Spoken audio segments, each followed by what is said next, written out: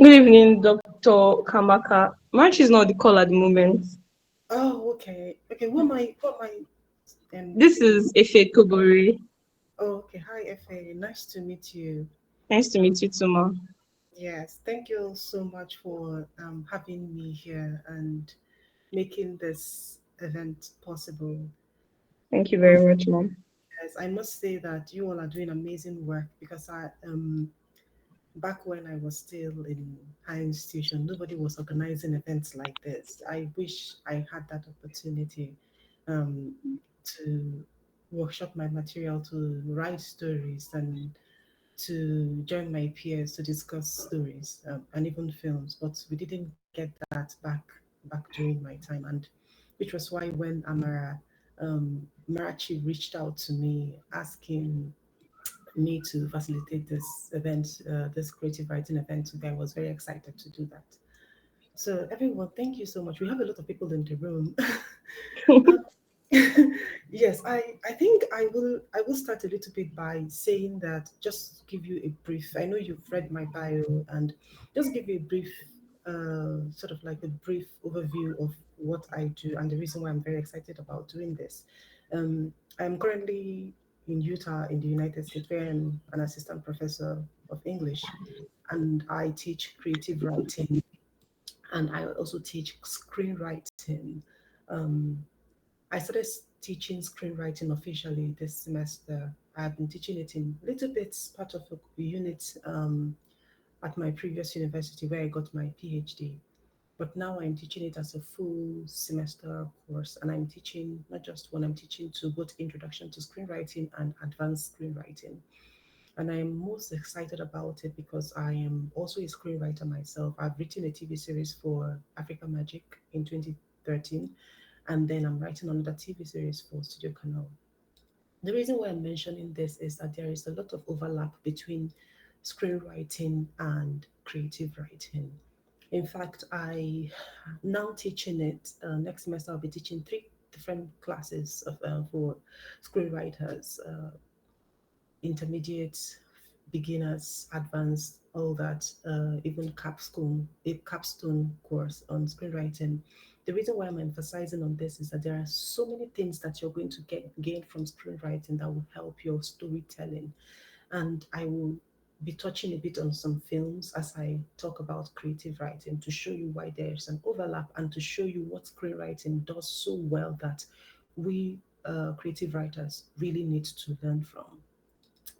And I'm also saying this because I am the editor in chief of and founder of Isele Magazine.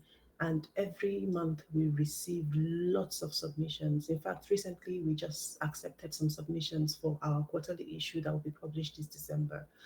And you see a lot of beautiful stories that could have been beautiful, but they were poorly executed, which breaks my heart.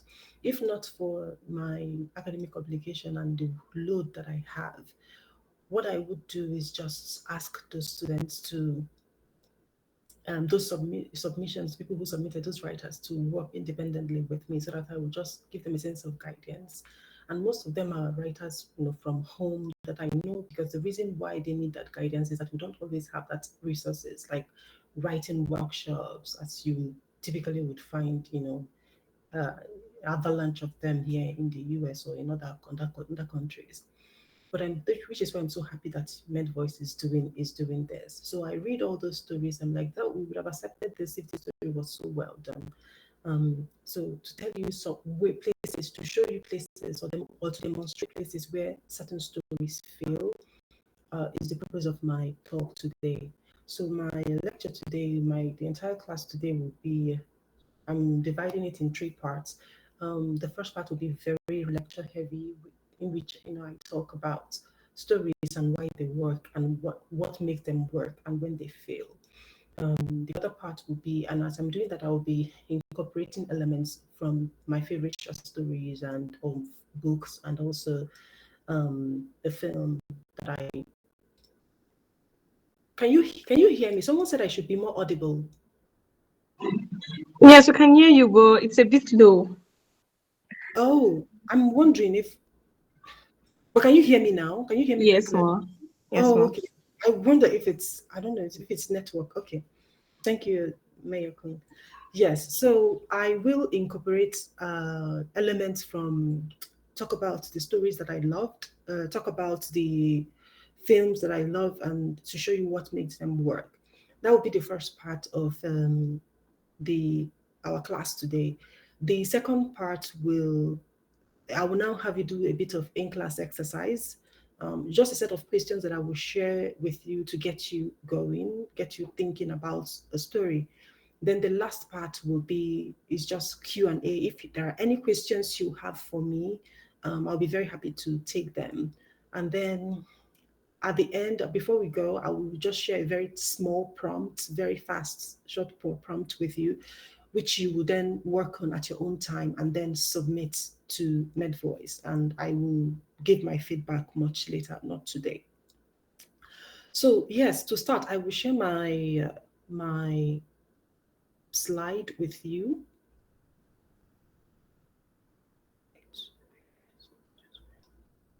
Okay, are you recording this event? Yes, ma'am, we are. Okay, okay. All right. So I will share my entire Chrome tab. Let's see, entire screen, entire window. Okay, with you. I want to share my slides with you.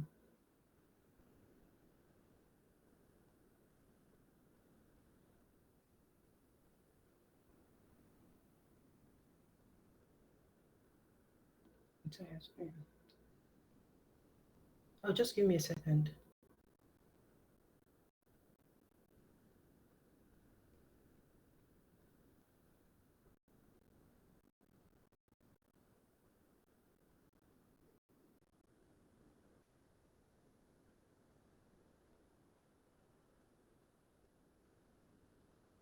Okay. Oh,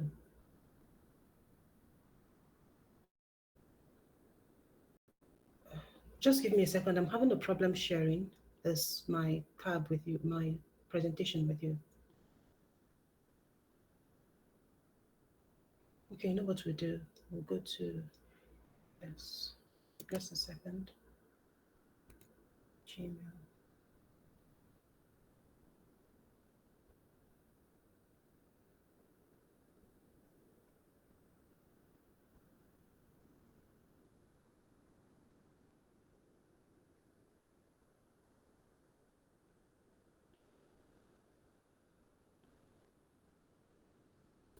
Okay.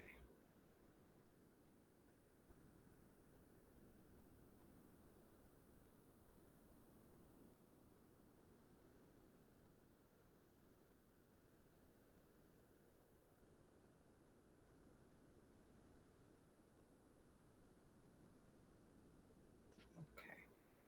I'm almost done.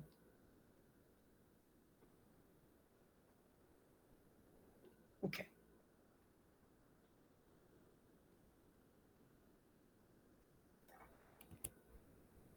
All right. Let's go back.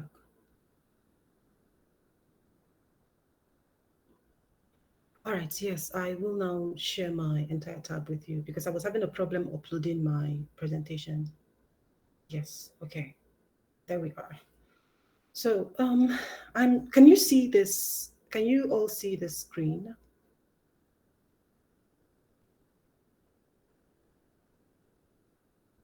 Can someone? Okay, thank you. All right, thank you. So it's a little bit tiny, but I will just start with this just to give you a sense of what I am doing. So I call it principle of drama. Those who are familiar with drama um, will get a sense of what I'm trying to do here. And for me, it's all about trying to tell a compelling story.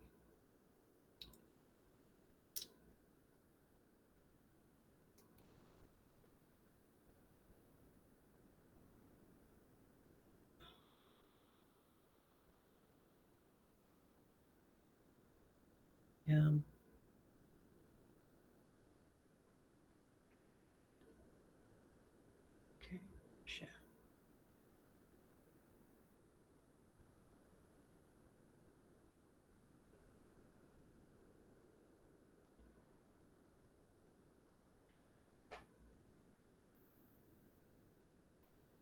So we did, yeah, I'm having problem doing this.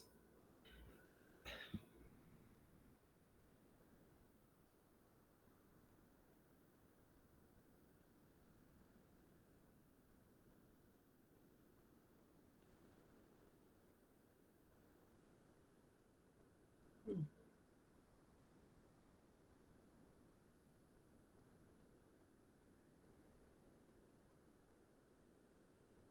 okay. Oh,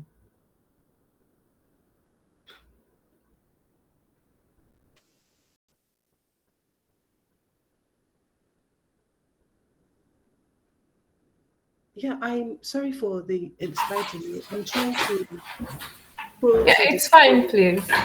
Hi, Yes, Miss is it? Ukamaka. Dr. Yes, Ukamaka. This is Amaranchi. Can you share the problem you're having? Maybe we can yes, help. I'm trying to, yeah, I'm trying to scroll through the presentation, but it's not scrolling on your Google Meet. All Is it right. like, Could you tap on, like, I can see 1, 2, 3, 4. Could you tap on two, or yes, you can tap it on your end. Try tapping it. Let's see if it moves to two. yeah, I'm tapping, it's not moving. It's not tapping. Yes, Um, can like, if when you hover your arrow, does it hover, like, does it show that it's hovering? Like, let's say you hover around background, for example, does it show like it it's is, clickable? it's not clickable. That's the challenge. Like All this has right. never, So yes. you could try refreshing that tab. Try Okay, refreshing it. Let's see. okay. Yeah. Sorry, everyone. Please, let's be a bit patient. Yes, I please be promise you. patient. Yeah, this has never happened before for me with Google Meet. And yeah, I'm wondering if it's so presentations. Okay, I'm sharing again, but only the first page. Yeah, I can't scroll past the. All right. Yes. Can you try? Okay. Is it working now? No, it's not working. It's not. Okay. Can you try scrolling before you share? Perhaps maybe the presentation is the problem. Let's see. Okay. Let's see if you can scroll before you share. Yeah, I can scroll. All right. So how about we do this? Is it possible that you send us a mail with the presentation, and then we can try to present it from our end while Why you I just. Yeah, why I speak. Yeah, it's a very short presentation. Okay, I'm sending it to you right away. In the last email you shared with me. Everyone, please apologies for this technical error. I've never encountered it before. Um, yeah, I just sent it to you now. You can open at your end. All right. Ife, could you like share that with me Okay, on yes. So maybe. as yeah, T- so when you share, then you let me know. While I go ahead and continue talking, I can do my presentation without the slide. But I just wanted them to see the slide, to the all slides right. to make it easy for them. All right. So sorry for the small technical issue. Um, so back to what I was saying about storytelling. For me, it's about knowing what to do at what point, knowing where to start your story, knowing who your character is. And I always use I always use the principle of drama, this principle when it comes to storytelling, to make this demonstration, especially for my students. Because whenever we start telling a story, or before we even, when we are facing that blank page, the first time you go to your computer or you're using your pen to write a story, um, the first thing you do is, who is this character, right? So I call it character wants action conflict resolution. So we start first with the character. These are the main components of the story. So we have a compelling character, and what makes a character compelling? It's, oh, someone is raising their hands. Do they want to say Yes. something? Oh, I just wanted to mention that I have sent you a mail. I've sent a request for the slide, so if you could accept my request so that I can access it. Okay. Yeah, no, somebody is raising their hands. I'm wondering, do they have a question for me? I think that's a mistake. Okay. Yeah.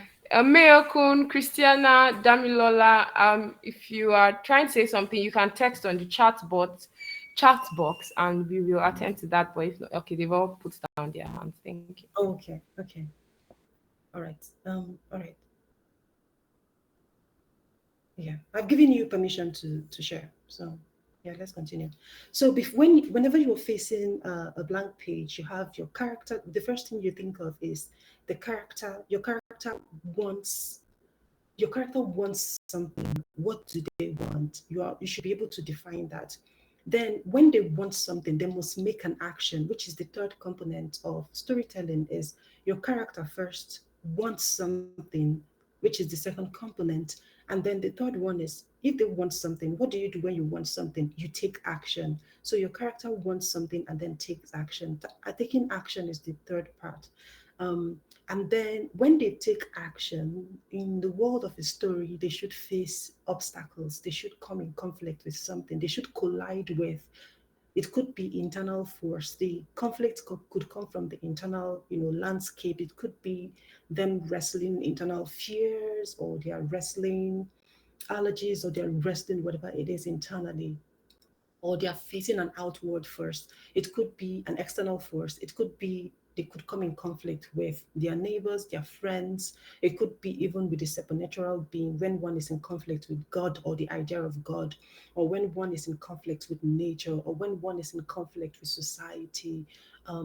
So different forms. Thank you so much, Amarachi, for sharing that. Yes, I can see it from here. So you'll be scrolling as I am on summary. So the key things you should pay attention to. So which is number one, your character number one comes first. Number two, the character wants something, which is the second component of the your storytelling world. The third part is that when they want something, they must take action. They just don't sit down and wait for something to come fall on their lap. They must take action. And when they take action, which is the third component of the story world, they come in conflict. They encounter conflict. And the conflict can come from the internal landscape. It could be wrestling with their fears or their phobia or whatever it is. So they face lots of obstacles. And this is where you make the world very difficult for your character, because when the character faces a lot of obstacles, that is when the reader begins to root for them, because the reader wants them to succeed or the reader wants them to fail. Nothing is more displeasing than a character that doesn't even do anything. It becomes a very boring story. But when the character is constantly taking action, and that action they are taking is to achieve their wants, their goals, their motivation, their desires, they want to achieve that. They continue to encounter conflicts, and each one they surmount, another one pops up. Each one they surmount, another one pops up. It makes for a very compelling story. And then at the end, you have your climax when they now arrive at the point where there's no point of at this point is it's either they succeed or they fail. So then we now have our resolution. The resolution is then where you respond to that dramatic question you started with, telling us what they want. Um, it's either they succeed or they fail. There are no two ways about it. It's either they almost succeeded, or they almost failed, or they succeeded or they failed. So that is where we get our resolution. And then what do they do with that? I might just scroll to character. So with character, thank you so much. So with character, so this we've mentioned the components: character, wants, action, conflict, resolution. These five key things. So let's start with character. Your character must be compelling. And how do you make that character compelling? You have to give us a sense of who this character is. And the sense is usually the first time we meet them on the page, they should be saying something about themselves to us. I will give you an example. Who has read Leslie Nneka Arima's short story, the one that won the Commonwealth Prize? It is called Light. Who has read it? By Leslie Nneka Arima.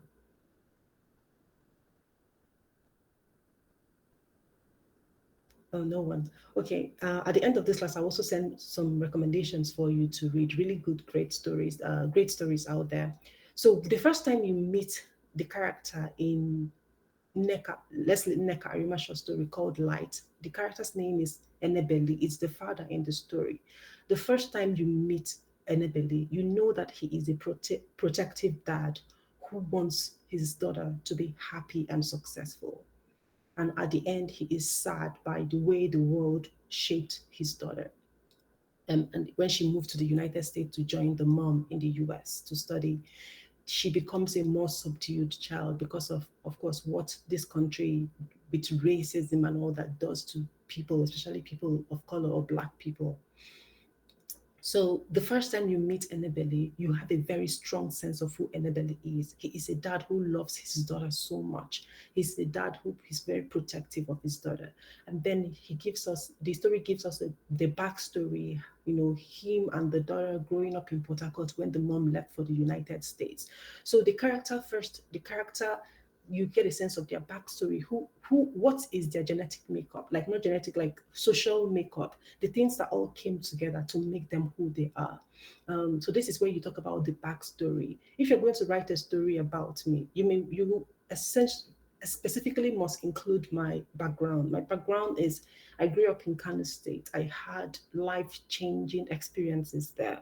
You will also want to include my experiences with motherhood because it's something that I constantly write about and I confront on the page whenever I'm telling stories. So it's my experience with motherhood, becoming a mother at the age of 19, having children, and what's the physical and also the psychological, impact of having children. So you want to touch on that because if, for example, you talk about my book Ogadinma, you're writing an essay about me or a story about my book Ogadinma, and you don't touch on these past experiences I have, you don't get a full picture of who I am. So you need to know who I am, where I am coming from. That way you understand why I am so very strong head when it comes to topics of motherhood in stories, why I am so attached to it, like like it changed, like I'm holding tight into it. So when you look at my background, you understand why my goal is to all stories about motherhood, all stories about the woman's body, all stories of postpartum body, why I make it central, why I'm that very stubborn when it comes to it is because of my past experience. So that's what you do with your character. The first time we meet them, we get a sense of who they are, their traits. Are they protective, dad? Are they selfish people? And then why are they the way they are? You give us a sense of their background, where they're coming from. That way you begin to understand them very well. Another one is Americana by Chimamanda Ngozi Adichie. Who has read that book?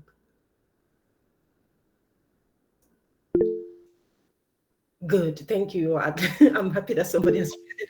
Yes, you all should go read it. If you haven't read it, please go back and read that book very carefully. The first time you meet Ife Melu in Americana, you just know the first impression you get is that she is very opinionated. She has a lot to say about the world. She is very observant. She is very judgmental. She's the kind of person that is sitting there and just judging you. Like she has opinion about everything. Like she watches people very closely, and her internal landscape, her inner mind is so active. So you get a sense of who this person. Damilola, you can't hear anything. Who else can't hear me? Can you all hear me? Yes, ma'am, can hear you. Okay, yeah. Then Damilola, it's going to be a technical error from your own end. Oh, thank you so much because I was a bit worried about that. Thank you. Thank you so much, Adeyanju and everyone. Yes. All right. Thank you. All right. So yeah, so the first time you meet Ifemelo in Americana, you just know that she is very opinionated. She walks into a store, she's already judging people, she has opinion about them. She has a conversation with a taxi driver, she's collating all that conversation and drawing conclusion from them. Like she is a very strong, active character. There's no dull moment with Ifemelo. So you get a sense of who the character is. My point is, when you're introducing your character should be doing something. One trick that we use in screenwriting, which is why I tell you there will be constant overlap in my talk today with screenwriting, is that the first time you are introducing a character, you are getting a sense in film, you're getting a sense of who they are. If the person is a villain, you could, for example, show them doing something terrible or show them doing something very good for the very first time. That way you create an immediate impression in the mind of your reader. If the character is so scatterbrained all over the place, the character is like she has no redemptive quality. For example, Fleabag. There is a TV show, British TV show called Fleabag. It's on Amazon Prime. You should watch it if you haven't. I use that for my students all the time. So the very first time you're meeting Fleabag, you just know that she is a lot to deal with. That is the best way to set the stage for introducing this character before you tell us what they even want out of. Yes, thank you so much, Mayor Kun. You're my favorite person now. Anyone who loves Fleabag is my best friend. It's the best TV show in contemporary time. So well done, explores character in both inner and outer landscape. It's so well done. If you haven't done that, please do it. I'm also teaching that my students, they are absolutely in love with it. So the very first time you're meeting the character, you just know that she is all over the place. She's sassy, she's scatterbrained, she has no control of her life. She's having so many sexual relationships, and what she is doing as you keep watching, you now realize her goal. She refuses to deal with the fact that she was responsible for her best friend's death. So she's trying to run away from confronting what she did. She's doing all those, like, roving around relationships, clashing with the sister, in constant collision with the stepmom. So you see all these things she was doing, even with when she goes to hunt for a job. Like, you realize that this is why she is doing what she is doing. She is avoiding something. She is avoiding coming to coming like agreeing with herself that she what she did was terrible. And then toward the end, we now realize what happened. She slept with the best friend's boyfriend, and the best friend killed herself accidentally, without really. She didn't mean. Her name is Boo. The Boo accidentally killed herself. Wanted to, like, oh, I'm going to show you guys, and then walked into the middle of the road without intention of, like, really wanting to kill herself. But then she ended up being knocked down. So yes, you get a sense the very first time you meet that character, their traits. Are they good people? If they are good people, show them being good. An example is my story also. I wrote a story last year, 2 years ago, published in Olongo Africa, which was then republished in Guernica last year. And I must tell you, it's after returning to the world of storytelling and trying to understand how to make a story really work, that I was able to write that story. So the very first time we meet this sister, Uche, the very first time we meet her, you just know that she's fed up with her younger sister, because the younger sister is very manipulative. So the very first time you meet her, it's her being, I'm so fed up with this girl. She's so selfish. She's so manipulative. At the end of the day, she's still like, we will now see the way she graduates. Like, at the end of the day, she refuses to be manipulated by her sister. So the first time we meet your character, they should be showing us who they are, what they want out of life, and their background. Of course, you give us a sense of their background, as your story is unraveling, then you give us a sense of their weaknesses, their strength, their weaknesses, the kind of relationships they have with people around them. Another example is Things Fall Apart. Who has read Things Fall Apart? Of course, everybody should have read Things Fall Apart. Of course, yes. Okay. Chinua Achebe's Things Fall Apart. The very first time you meet Okonkwo, Okonkwo is trying to prove that he's a strong man.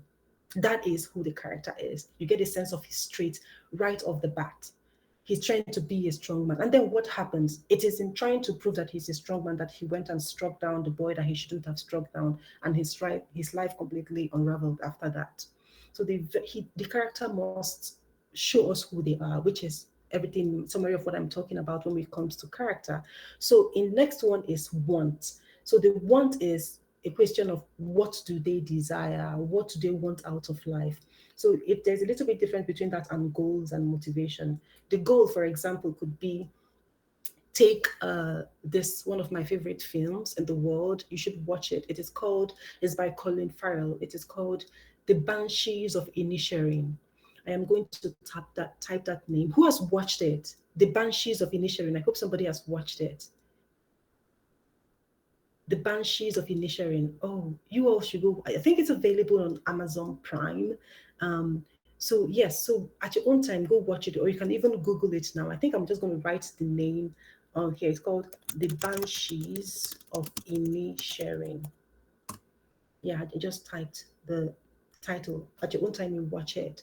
So the first time we meet this character, he goes to his friend's house, his best friend's house. It's set in the 1920s, when the post First World War, somewhere in, I think, in Ireland. So the first time he goes to his, or is it Scotland? The first time he goes to his friends, with the first shot, he goes to his friend's best friend's house, knocks on the door. The best friend is sitting in the middle in the living room with his back to the window and refuses to let this guy in.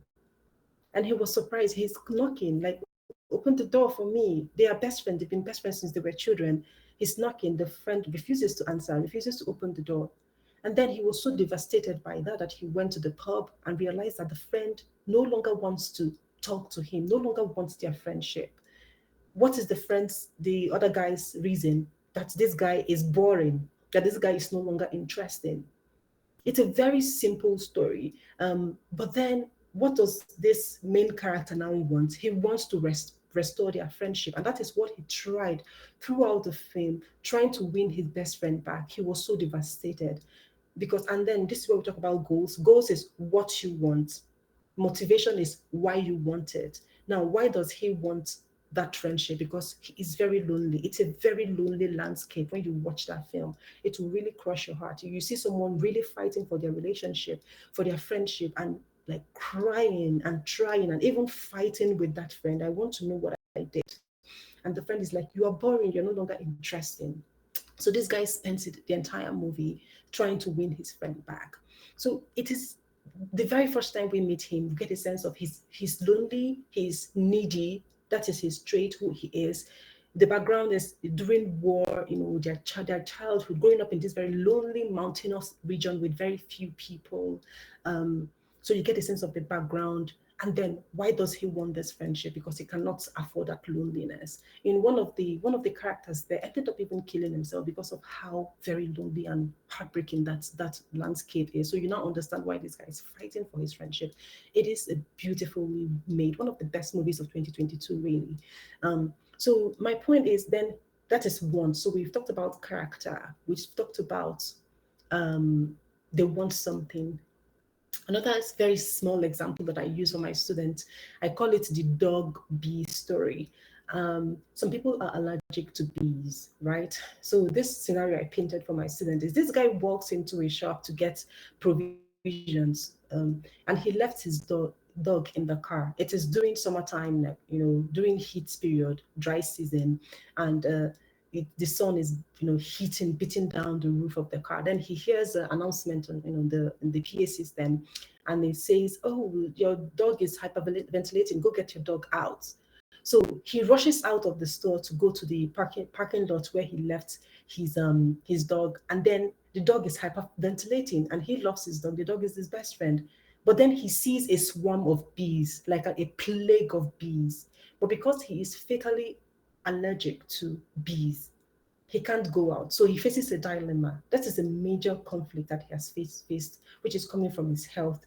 He can't go out there and, brave those bees to go save his dog, and his dog is there hyperventilating to the point of death, in the point of death in that car. So you have he has taken action. The goal is to, oh, the character, I love my dog. Dog is central in my life. What do I want? I want to go save my dog there. But then he faces the next part. Amarachi, could you scroll up a little bit? He faces the next part, which is conflict. The conflict then is that external force, which is the bees, creating that conflict, that collision. He is fighting for his life. The dog is dying in the car. Then there is this humongous thing out there threatening, his health. What will he do? It makes for a very compelling story. Now you are reading. You, the reader, you are like, what is he going to do? What is he going to do? What will he brave these? He goes and he calls someone and nobody wants to help him. What will he do? Will he let the dog die? Or will he risk his life for his dog? It creates a very tense moment for the reader. You want to know what this guy will do. So I always use that example. So that's the best way to describe conflict. Another example is a character, for example, wants to take medicine um, to his mom, and the mom is sick at home, he must take that medicine. He must rush and take that medicine to his mom. But then he walks into a typical Lagos traffic, and there's traffic everywhere. What will he do? Will he fly? Will he get out of the bus? The mom, there's time that the mom must take this, or she's, at risk. What will he do? There's traffic everywhere. He can't get out of that. He gets out of the bus. Will he run all the way from mainland to island to go get the medicine to his mom? What will he do? Will he fly? Will he wave down Okada? Say, for example, they banned Okada. What will he do? Like, what action? So this creates very tense moment because there is an urgency and immediacy created already by time. There's a specific time that this thing must be done or somebody will die. So you create that sense of conflict and obstacles. He could, okay, for example, they banned Okada, but he flew into an Okada, and Okada is meandering, and then they run into the police, and the police in Nigeria, at home. What will he do? Will he swerve? Will he knock down the policeman? Like, what will he do? So you, in your world, your imagination, you begin to make it fun. And to make it fun for your character is you make it really difficult. Do not make life easy for your characters. It is when we face the most difficult moments in our life that who we really are really comes to the surface. How resilient we are, it's really like begins to manifest. If you make everything easy for your character, you don't want them to suffer, you don't want them to go through hard times, you have a very boring story. But you let them face the world because the world is a very difficult place. So when they face those external obstacles or internal obstacles and continuously one obstacle after the other, it begins to reveal who they are. And at the end of the story, you realize that your character changes. Your character becomes a much stronger human being, or they are subdued by their environment, or whatever it is. But then it reveals something about them. And I always tell my students the best way to know who a character is when they are facing obstacle and when they are fighting with people. Sometimes you take in reality with friendship. Um, if you've not fought with your friend, if you both have not had a intense disagreement, your relationship really has not been tested. Am I lying? I want reaction. Am I lying now? No, you're saying thumbs up. Thumbs up means I'm lying. Okay. Okay. Thank you all so much for posting that in the discussion board. Yes. So when your relationship is not tested, when your relationship is not tested, when you've not gone through hard time, you don't really know that relationship. Like, you don't really know how far you can fight for your friend. It's like a mom. I keep telling anyone, like, you can do things to me and get away with it. But when you touch my children, your own is finished. I am not even joking with anyone, right? Um, or when you when you touch my business or my magazine, for example, I feel that existential threat. So when your character goes through really difficult time, that's when we begin to understand who they really are and the kind of things they could do to get by. If they face, say, for a woman trying to get a job and she is hungry, she has mom at home, she has responsibility, and she meets this character in an office who is trying to assault her. That is when you realize, what will she do? Will she, because of those people, like, make that sacrifice, or will she push back and go look for something else? So it reveals a lot about your characters. The point is, lots of conflict. Let them face that. In my story, the character who is so done with her sister, the manipulative sister, the one of the conflicts she faces is the niece who is pregnant because she loves the niece, and the niece becomes the reason why she has to do what the sister wants. She has to go through that conflict. So we've talked about character and what they want, defining what they want right from the start. What do they want? Maybe they are done with this relationship. The point is, I know I'm no longer interested in this marriage. Or maybe they are done with their society. I'm no longer interested in Nigeria. I must move back, move away from home, which most young people are doing these days. Or I'm going to stay and conquer our situation, which many young people are also doing these days. So you have them want something, and then they must take action. They can't just sit down and let life happen to them. They go out there and change their own environment. Like, they go out there and take charge of their own life to get that thing that they want. And when they take charge to go get that thing that they want, they encounter conflict. So how many the conflict will then reveal more of who they are. The conflict will shape them. The conflict will make them even stronger, or it will make them weaker.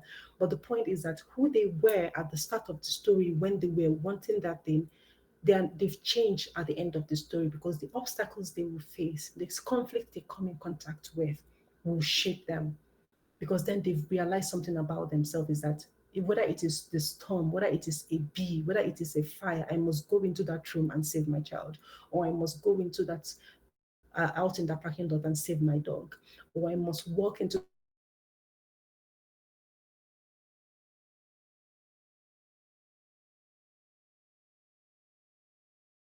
the point is that they realize something about themselves, and then they choose to go into that room and save that child. So the point is that they realize something about themselves, and then they choose to go into that room and save that child. So the point is that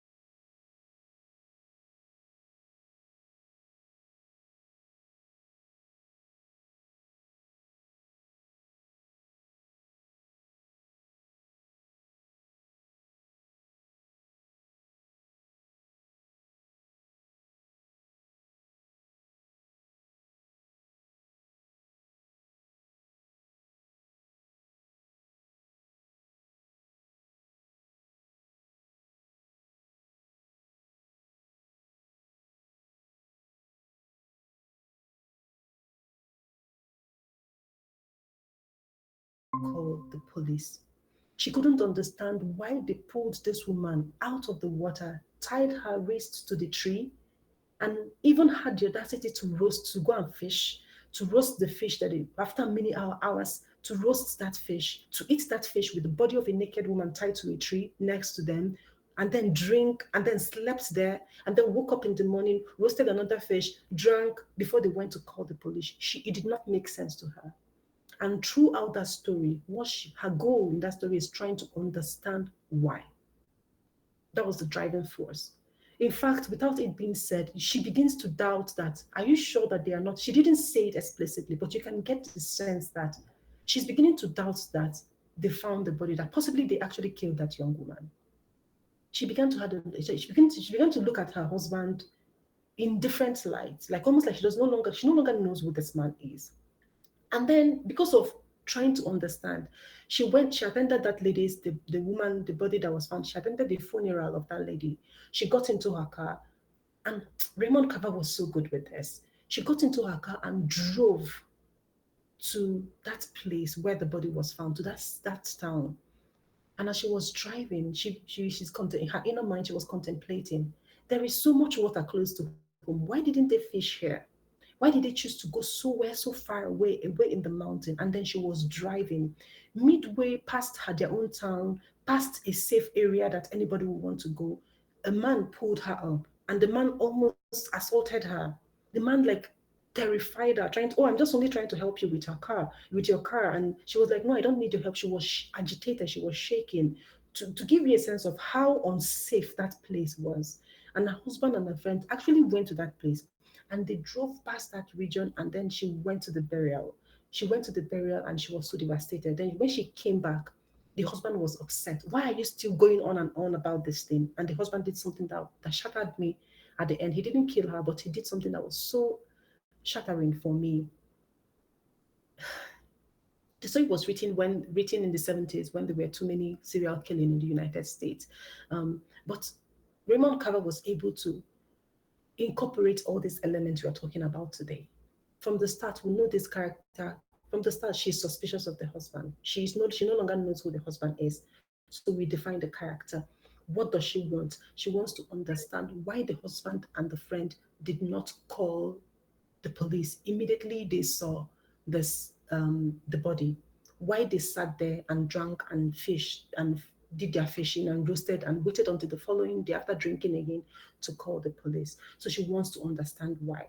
And then she took action. The action is questioning the husband about it. The action is going to that place, and she had encountered conflict, both from the husband, who was very aggressive with her questioning, and also from the man who accosted her on the road.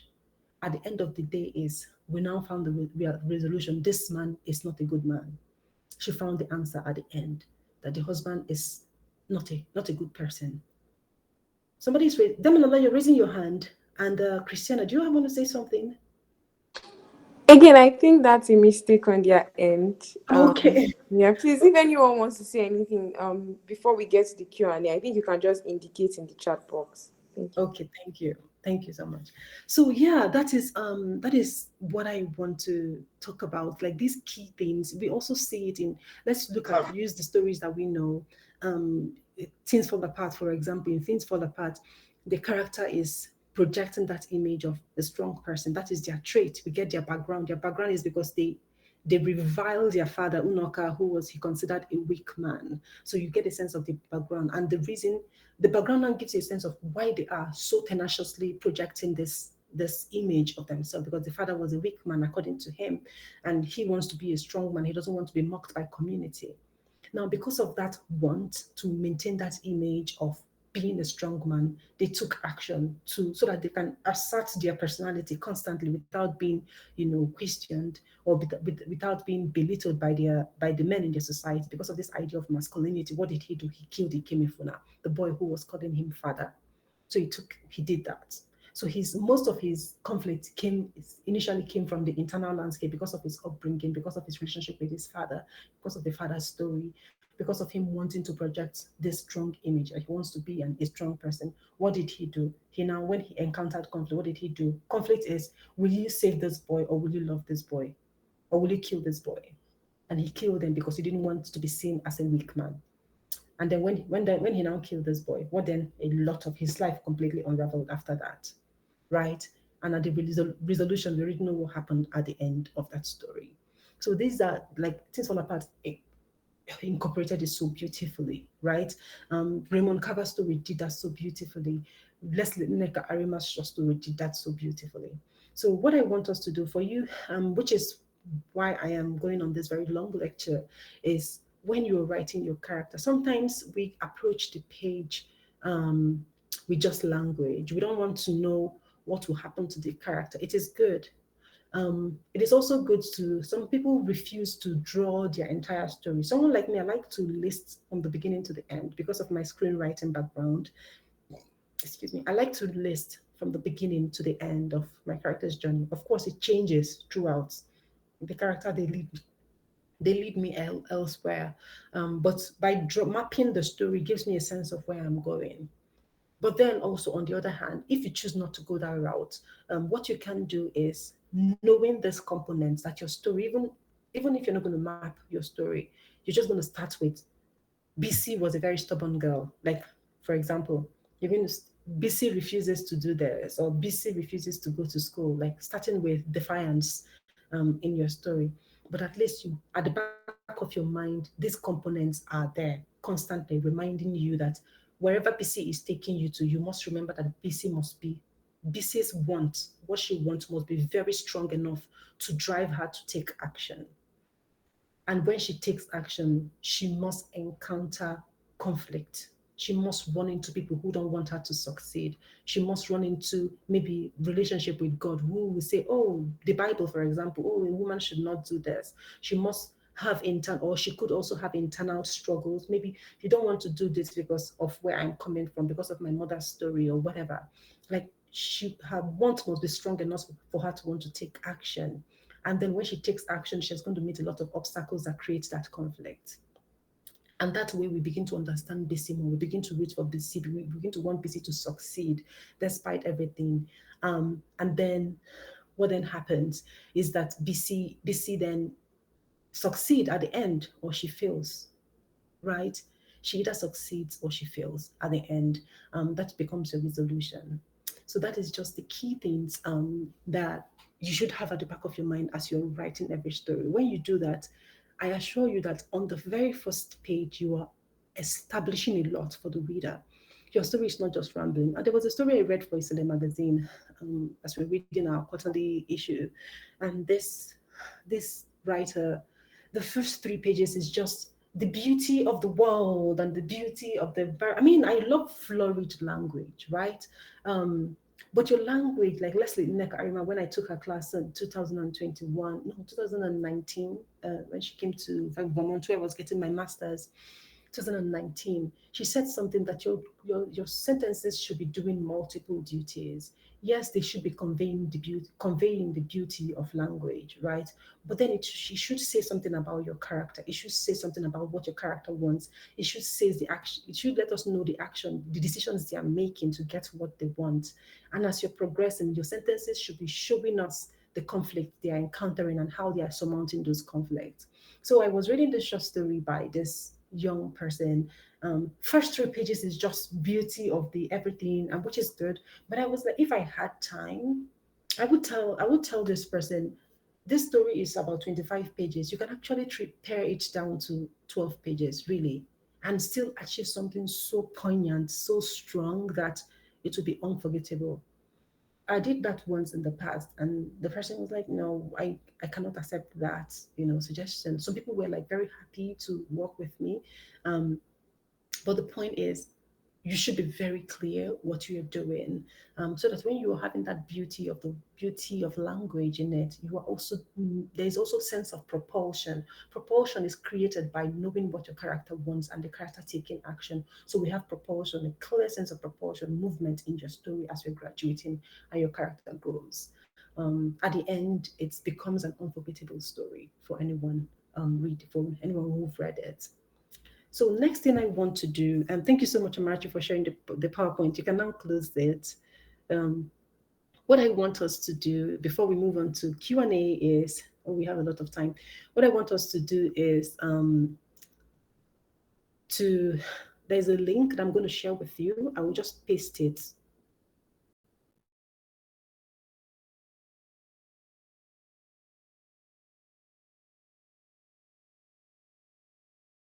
Tell me something about a character you want to write. So I'm pasting the link. I've just pasted it. It's a set of questions. It's a questionnaire for your characters, for you to get to know who your character is. Sometimes you don't need to respond to all these questions, but knowing these questions, knowing the character's environment, it makes them more human. Let me see if I can also share this link here. I've pasted it in the chat. Did anyone see it? Did you all see the link that I posted? Okay, thank you. Yes, Okay, yes, thank we you. saw it.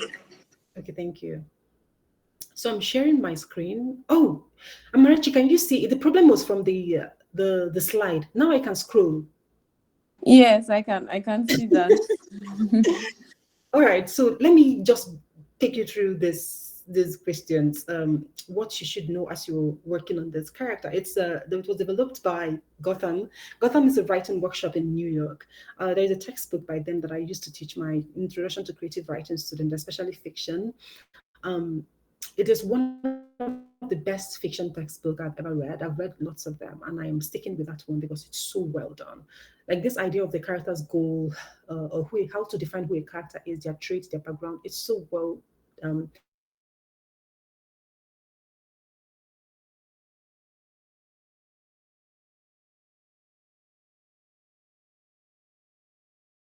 So try responding to all these questions as much as you can. Sometimes you don't need to respond to all of them, but try responding to some. What it does for you is draws you a very clear picture of who they are, what they are in their environment, who their friends are, who their family are. So that when you're writing the story, it doesn't feel like a character, it doesn't feel like a character, it feels like a human being, like you're writing about a human being. Um, so character, we use it. Yes, it's people invention, the things people we invented. But when you answer these questions, your character begins to feel like a real human being. So one of the questions is, for example, what is your character's name? Which is always the first start. Um, if they have a nickname, um, what's the nickname? So one of my students in the story has a character called Tachanka, and the character likes being called T Chanks. So T Chanks is what his close friends call him. But the first time he meets somebody that he doesn't like, and the person called him T Chanks, and he exploded. Was like, "Who gave you the right to call me that? Like, I don't even know you that well." So you see how protective they are of their friendship, of their inner circle, and people who are allowed inside that inner circle. So, what is your character's name? Does your character have a nickname?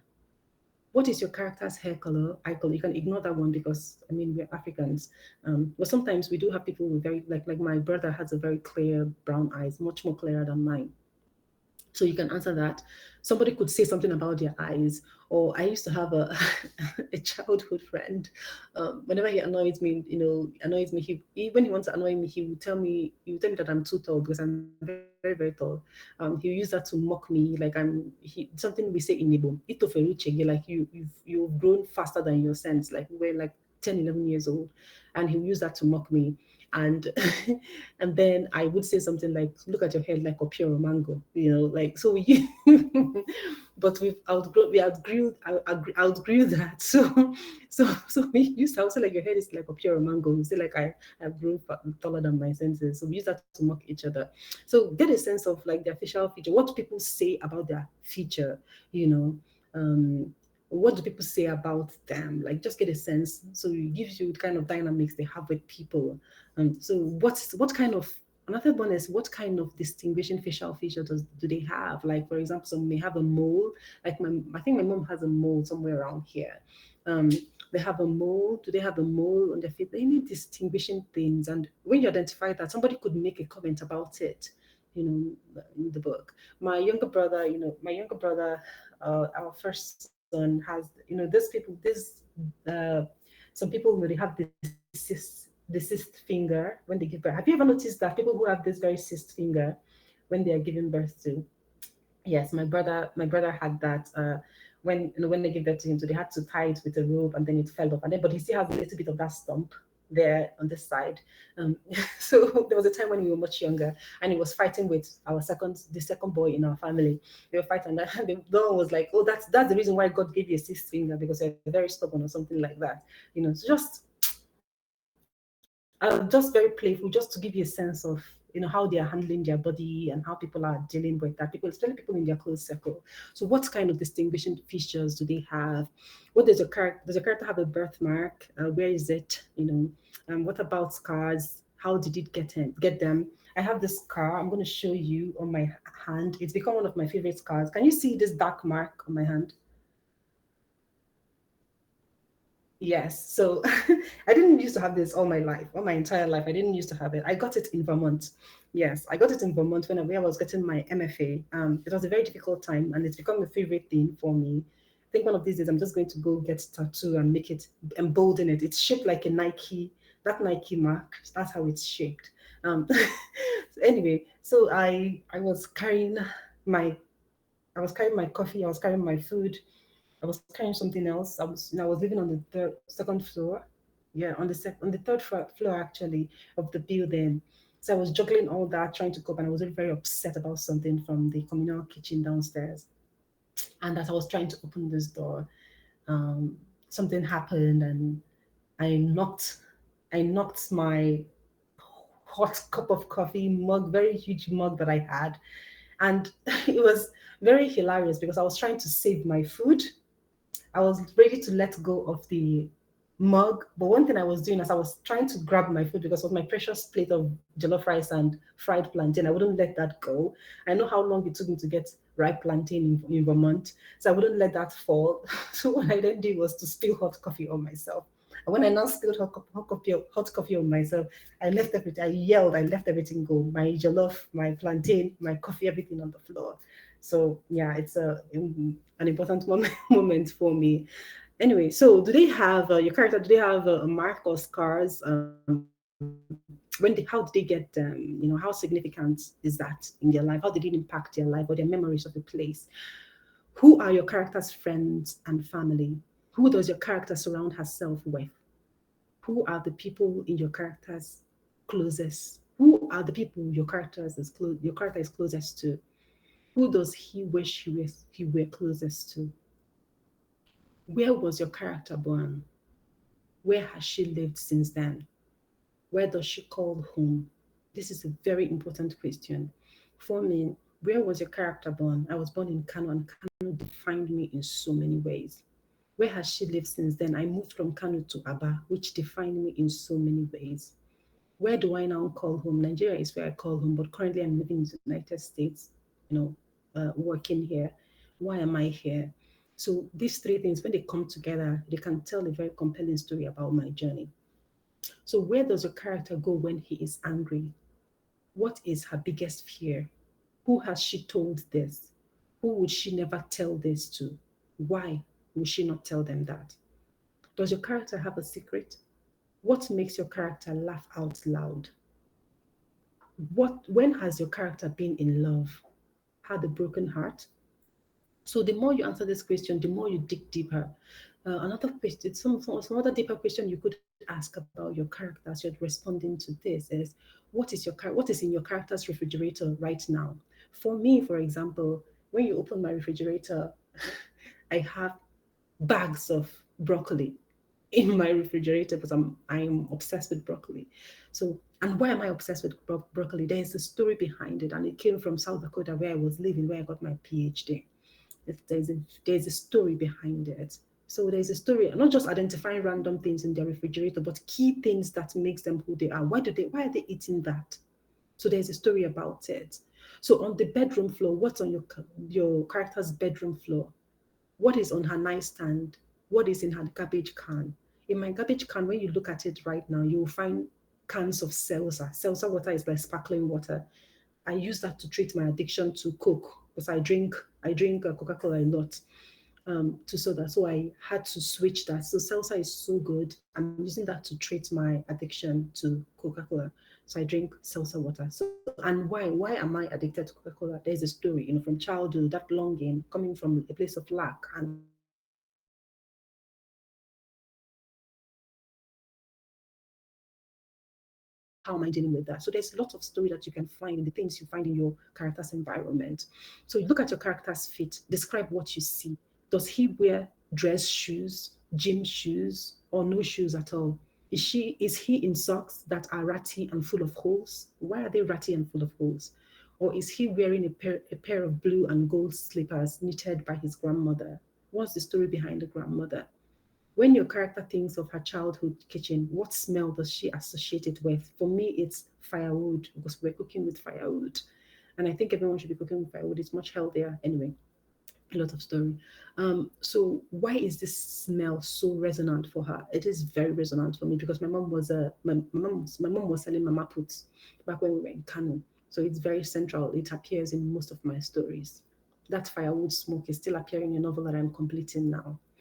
So, and then it shaped me. It also shaped me because there's a comment that someone made back when I was in secondary school. I was so ashamed of it, but now as an adult, I am so proud of it. Um, so it's this guy back in my secondary school was like, "You're always smelling of smoke." That's what he told me, and it made me cry. I went to the back of the classroom. I was crying, right? But now I'm so proud because I helped my mom so much. I wouldn't let her. I would wake up very early to help her prepare her mapple before I would go to school, and I was always late at school. She would say, "Oh, go to school, go to school." I'd be like, "Let me help you pound this pepper. I'll help you do this." And then I was doing that because she was dashing me money. Then she would dash me money. She would give me fries, something to take to school with me. But now thinking about it, it's really defined who I am as a person and my relationship with the women in my life. So that smell, what does it why is it so resonant for your character? For me, this is why it's very resonant for me. So your character is, for example, your character is doing intense cleaning. What is the first thing she throws out? What will she throw out when your character is cleaning?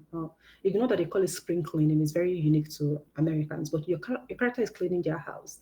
What is the first thing that they decide to? I'm going to throw all this thing out. It could be something from their ex or their ex-husband, and they're going to throw it out to show angst. Why is this thing very resonant for them?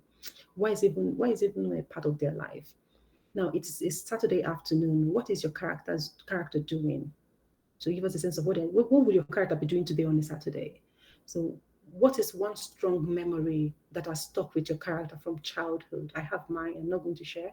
Um, so which one? What sticks with them up to today from their childhood, and why is this memory so strong and lasting and powerful for them? Finally, your character is getting ready for a night out. Where will your character go? What will she wear? Who will she be with?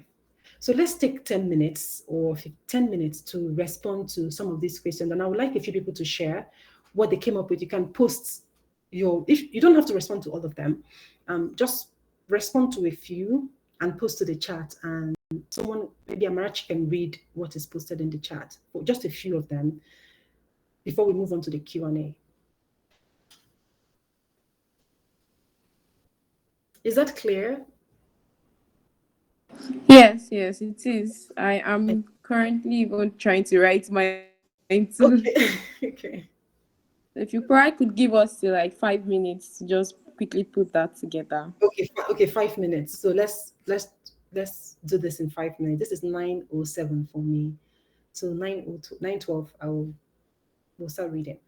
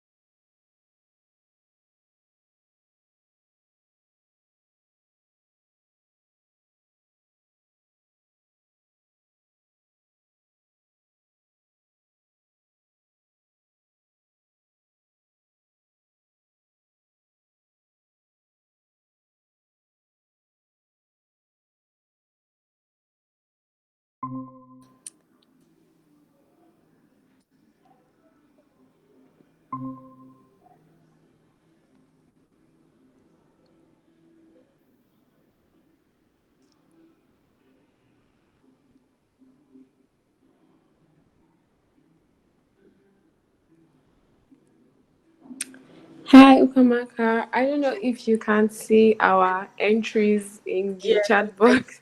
yeah, I can see a few now. So yeah, I read Amarachi's. I saw the Amarachi's on while the other person is uploading. Yeah. So Amarachi wrote, my character is a dark-skinned woman whose skin shines like the palm kernel in my grandfather's farm. I really love that, and she has the teeth as white as longish toothpaste. Oh, that's a nice one. Even though she hates parties, tonight she will be attending a rave that her close childhood friend has invited her to because she was recently separated from her husband of 15 years. Did I forget to mention her name is Ifoma? She is from the eastern part of Nigeria. She comes from a very well to do family. Thank you so much, Marchi. That's beautiful.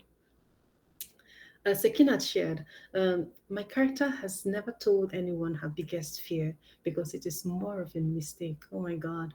Where the story meets her, it is a mistake that can no longer be rectified. Now I want to read that story, Sekinat. Thank you. Is anyone else sharing their what they came up with us? Maybe we can get a few more, and then we move on I to don't know. You Q&A. can tell that Sekina is a very accomplished writer. She's one of our best writers, our best fiction, creative writers in Medivoice. So Yeah, I can already tell. I can tell it's very succinct. Very sharp and very straight to the point. I really love that. Very clear um, drive for the character. Maybe one more person will share with us. Is anybody else brave enough to share? Share their own what they came up with us? And then at your own time, you can play with this questionnaire. It is very good. It helps you. Sometimes you may not even have the complete answers now, but as you write, working on a story, the character reveals more of themselves. So if Oluwabo shared theirs with us, my character's name is Folashade. She's an albino with brown eyes, and she has a deep-seated insecurity about her skin because she was bullied as a child, of course. But hides it under a facade of cheerfulness and false sense of confidence. False sense confidence. Her biggest fear is being alone. She hates nicknames because she feels it desecrates her beautiful name. I really love this a lot. Well, this is beautiful. Even that idea, we already get a sense. We already get a sense of that what really drives this character, the fear of loneliness. It's always a very strong themes, and it's the reason why people cling desperately to even toxic relationship because of that fear of loneliness. So I love this. Thank you so much. So I'll read these two more. From okay, three more. We'll read and then we'll move on to Q&A. So Bolubatife shared, my character's name is Florence. Her nickname is Lauren. I love that. Lauren has a dimple and pearly white teeth. She has a thunder-shaped birthmark on her left arm and thigh and a strawberry mark on her chest. Lauren's closest friends are her childhood friends, whom she went to high school with, and some friends she made later in college. She has very little of a social life, although she'd like to change that. Lauren was born and bred in Osun State, Nigeria, and has no place she specifically call home. Thank you so much, Boluwatife. This is very moving. Yeah, I want to read these stories.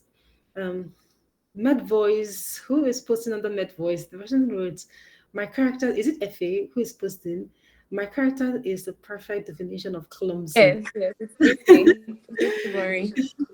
So, my character is the perfect definition of clumsy. Now, that is Fleabag for you. Fleabag, go watch that show, everyone. So, my character is the perfect definition of clumsy. Can't walk past the door without hitting her head. Perhaps the reason she has a huge bump on her head, or it could be the pestle her mother used to hit her last. Okay, this is very hilarious. Thank you so much for sharing. Just shared with us, Sophia. Her mother calls her Toyin, but her friends would rather call her T Square. I love that a lot, as she claims to have an inner her in one fight that they had while they were younger. I be too. Make we no touch you. I love this a lot. Tony screamed in response to Lola's threat to deal with her. Lola was a school bully, and though could tolerate a lot of naughtiness, she would never allow her friends be bullied in her presence. This happened when they were about 7, but the name T Square stuck like that. I love this a lot. So we have a clean backstory of this character and who they are in present day. Ade and Jude, so the last one I'm reading, Ade and Jude, my character's name is Laura. She gets angry. She goes to the one place where it all goes quiet, the cliff edge where she and her brother always played before he died. Wow, this is resonant. This is very strong. Also, the cliff edge for them to go there shows danger, like constant dallying with danger, and then where the brother died. This is excellent. All right, thank you all so much for sharing this with us. For being brave enough to share your responses with us. I will stop sharing my screen now, and we'll move on to Q&A. So, what questions you have for me before I share my writing assignment with everyone? You can say it, unmute yourself and ask the question, or you can post it to the chat, and I'll be very happy to respond to it, to read and respond to it. Amarachi, go ahead. Okay, so this is more of like on the spot question.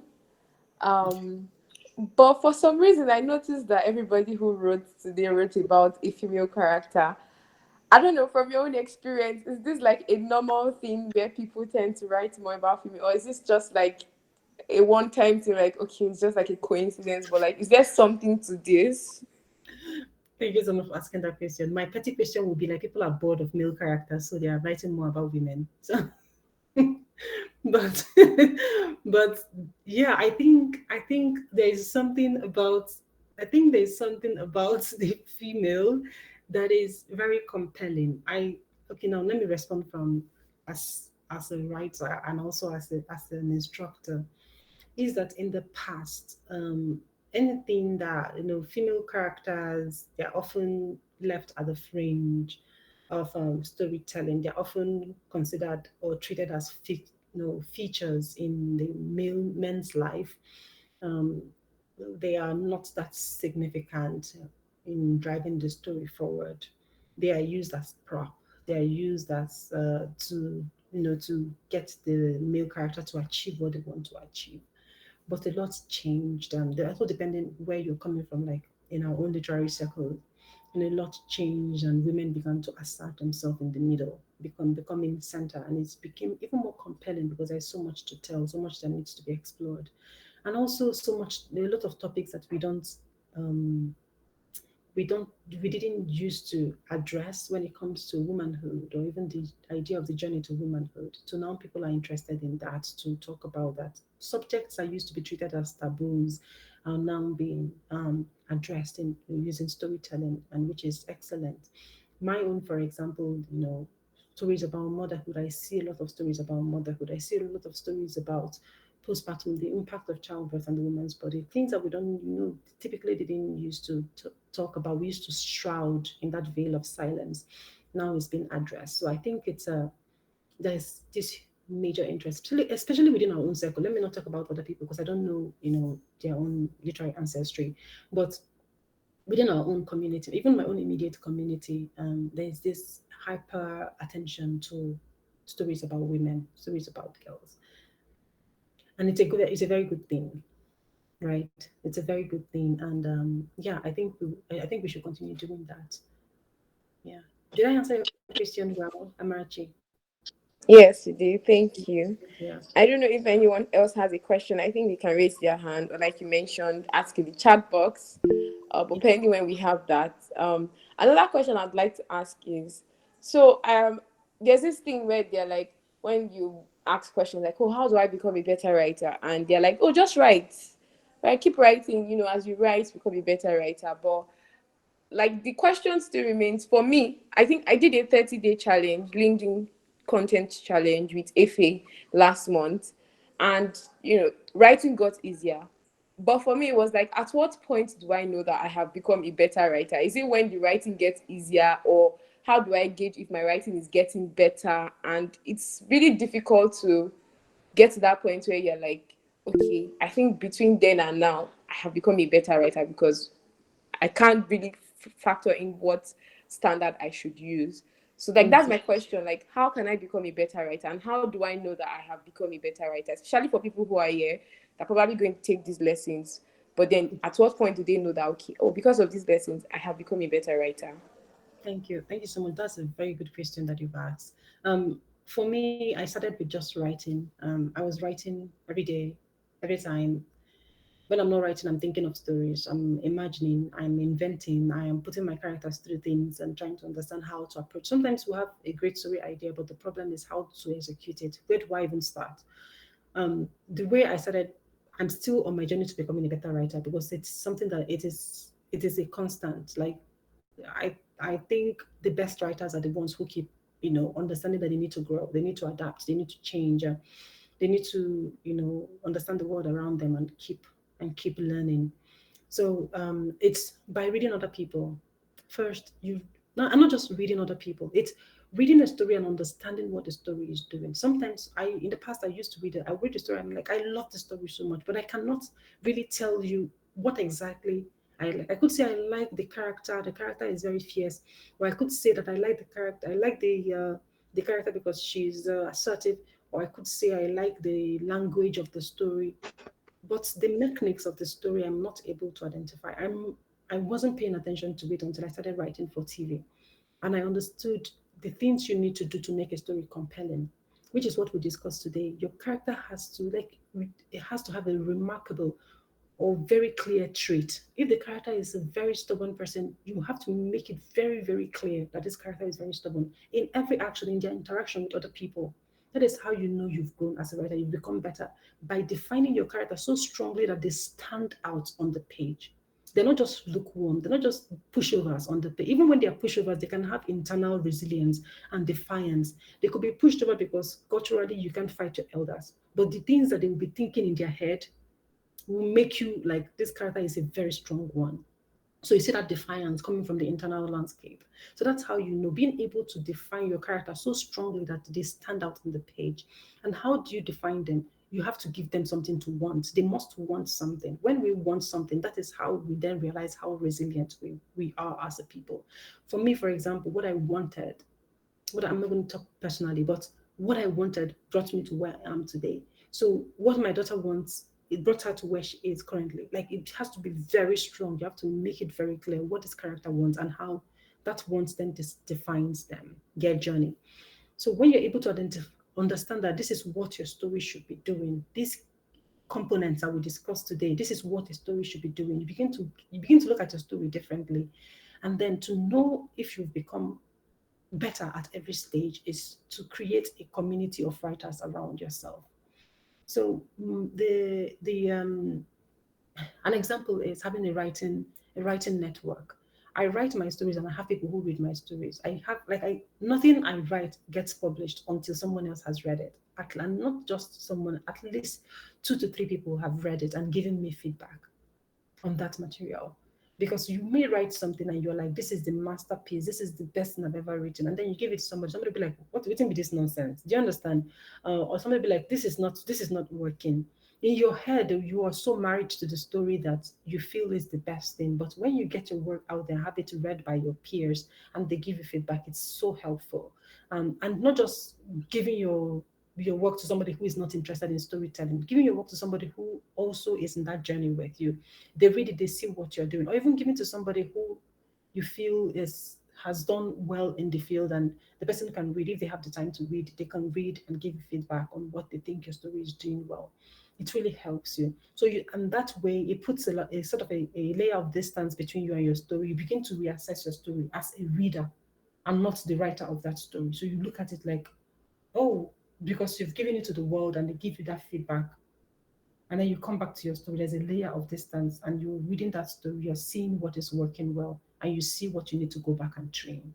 So that's how you know you've become better, by having a writing circle. I really encourage everyone here, build a circle around yourself. to read a story, to read your stories and give each other feedback. That is what writing workshops are doing here in the United States, honestly. It's just having an instructor who has read a lot of books and then they come and give them guidance. So this is what the components of a story, analyze other stories for them. And then they read their own stories and they give each other feedback. If this were a writing workshop, say Iowa Writers Workshop, you all will be giving each other feedback on your material. And you must write those stories and you must share it with everyone in the group. And they will give you feedback. Whether you like this, their feedback, sometimes you don't like it. Sometimes the feedback is trashy because they don't understand the cultural context, where that story is coming from. But out of the avalanche of feedback you're receiving, some are really, really great.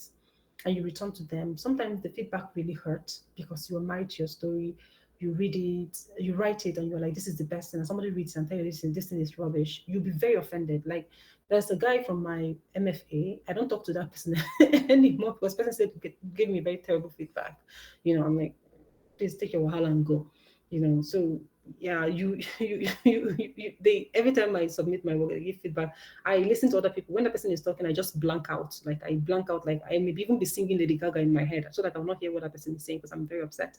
Um, with they don't even understand where the story is coming from. But other people give you very meaningful feedback, and you take it and they shape who you are, right? So that network is when you have that network and you're reading each other's work and giving each other's feedback. That's when you know you've become a better writer. In fact, you become a better writer when you realize you can share that material with someone else to give you feedback, and then you go back and you reassess what you've done and you revisit that story. You become better at what you're doing. Thank you, Amarachi. Thank you very much. Someone raised his hand. Yeah, And yes, Ade and you have a question first, and then we'll now go to Buluwatife. I'll read Ade and Ju's question. Can this introduction be applied to all forms of storytelling, like short stories and long novels? Absolutely, Ade and Ju. Absolutely, yes. Another writer I will encourage you to read. Um, it's anything by Jamel Brinkley. He's one of my favorite short story writers in the world right now. Just Google Jamel Brinkley short stories. There's one published in Lit Hub. It was chosen by Chimamanda Ngozi Adichie as one of the best O. Henry short stories. The story is called Witness. Please read it. It's published Witness by Jamel Brinkley, published in lithub.com. So just go there and search for that story. I teach it all the time. It is so compelling, so well done, so emotional. And the reason is everything that we talked about today is so well executed in that. It applies to, and it also applies to essays. Applies to essays. There's this essay my students are reading now. It's called Ahead of Time by an Iranian American writer. It includes everything that we've talked about here. Creative nonfiction essay, of course, not journalism, but like everything we talked about here is so well executed in that essay and it's so compelling. Another one is Joanne Bird's essay is called The Fourth State of Matter. The Fourth State of Matter by Joanne Bird. Please, if you have, it's published in the New Yorker. When you have time, read it. It does everything that I've listed here, defines who this character is, defines what this character wants, defines the conflicts they're facing in their life and in their personal relationship, and then the major conflict that exploded the entire world of this real life story. The shooting that happened in it. Another one is The Crane Wife. It's an essay, The Crane Wife by C.J. Hauser. Please read it. It's published in the Paris Review and it is free. So The Crane Wife, when you read it, it is so well done. And then when it comes to novels, of course, like very good novels out there. For example, Anne McDermott's Absolution, Chimamanda Ngozi Adichie Americana. Which novel did I read recently that blew me? Like a lot of them. I even Tabitha Laren's A Particular Kind of Black Man. Like all these novels, they do it. This is the key component of drama. This thing that we discussed today, and drama can be anything. Can be dramatic. An essay can be dramatic. A short story can be dramatic. A novel can be dramatic. It should be clear what your character wants and how they get what they want and the conflict they face when they are trying to get what they want. So once you're able to define this, making that character very strong, making that want so strong, like it could be something simple. It could be there's a story. I'm trying to remember the name of the story. It's about a woman wanting her purse, her bag. That is the driving force in that story. She would do anything to get that the bag, to get it back. That is just the story. uh, what's this film? The one with Keanu Reeves, because they killed his dog. He went killing everybody. I think you all know what the dark whatever. John Was it Wick. John Wick? Yes, exactly. So it's very clear. Like you killed my dog. Now you have to face the music. So it becomes a driving force, and everything completely unravels and runs into a lot of conflict. So it appeals to every storytelling, anything that has storytelling in it. Um, so let's look at the other question we have.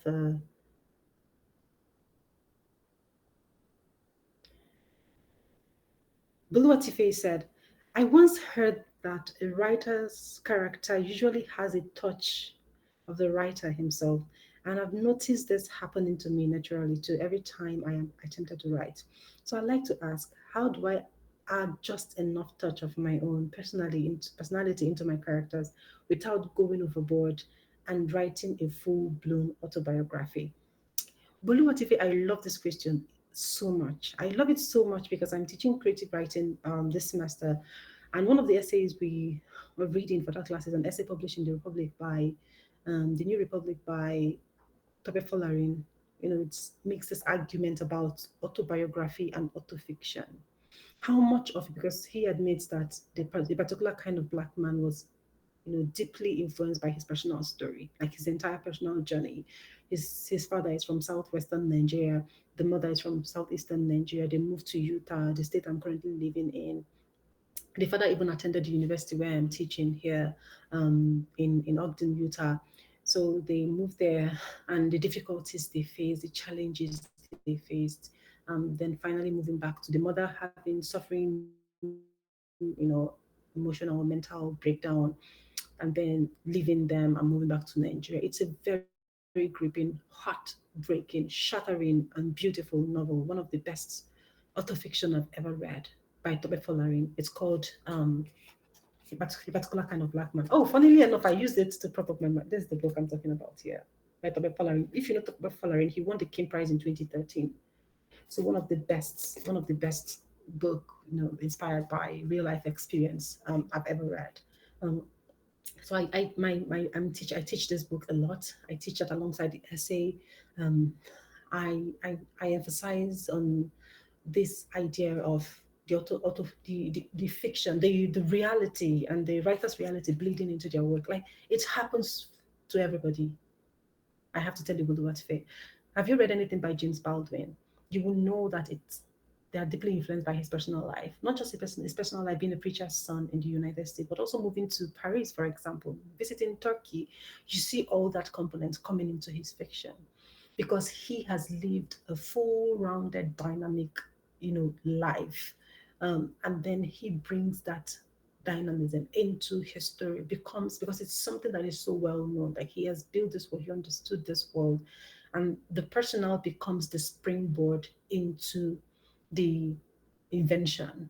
So the personal story could become the starting point could become something that happened to you, and then you take it off from there. So do not be afraid of including the personal in the story. And then the argument of autobiography, we see that Tobe Folarin talks about that in his essay.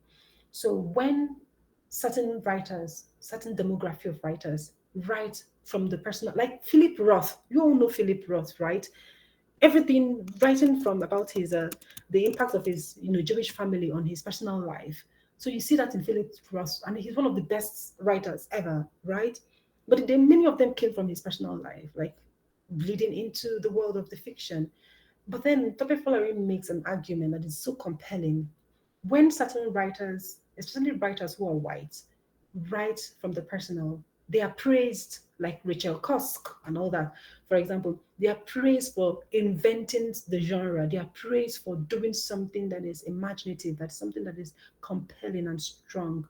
But when a black writer write from the personal space. It is called autobiography, and almost like the story lacks invention, lacks imagination. It's just the writer wholesale telling you their personal story, even though the other people on the other side are doing the same thing. So he makes that argument, about that dichotomy between autofiction and autobiography. So my point is, please write your story. Write a very compelling story. If it's inspired by real life, please go ahead and tell that story. The world needs your story. Do not limit yourself in any way, please. All right. The next one we have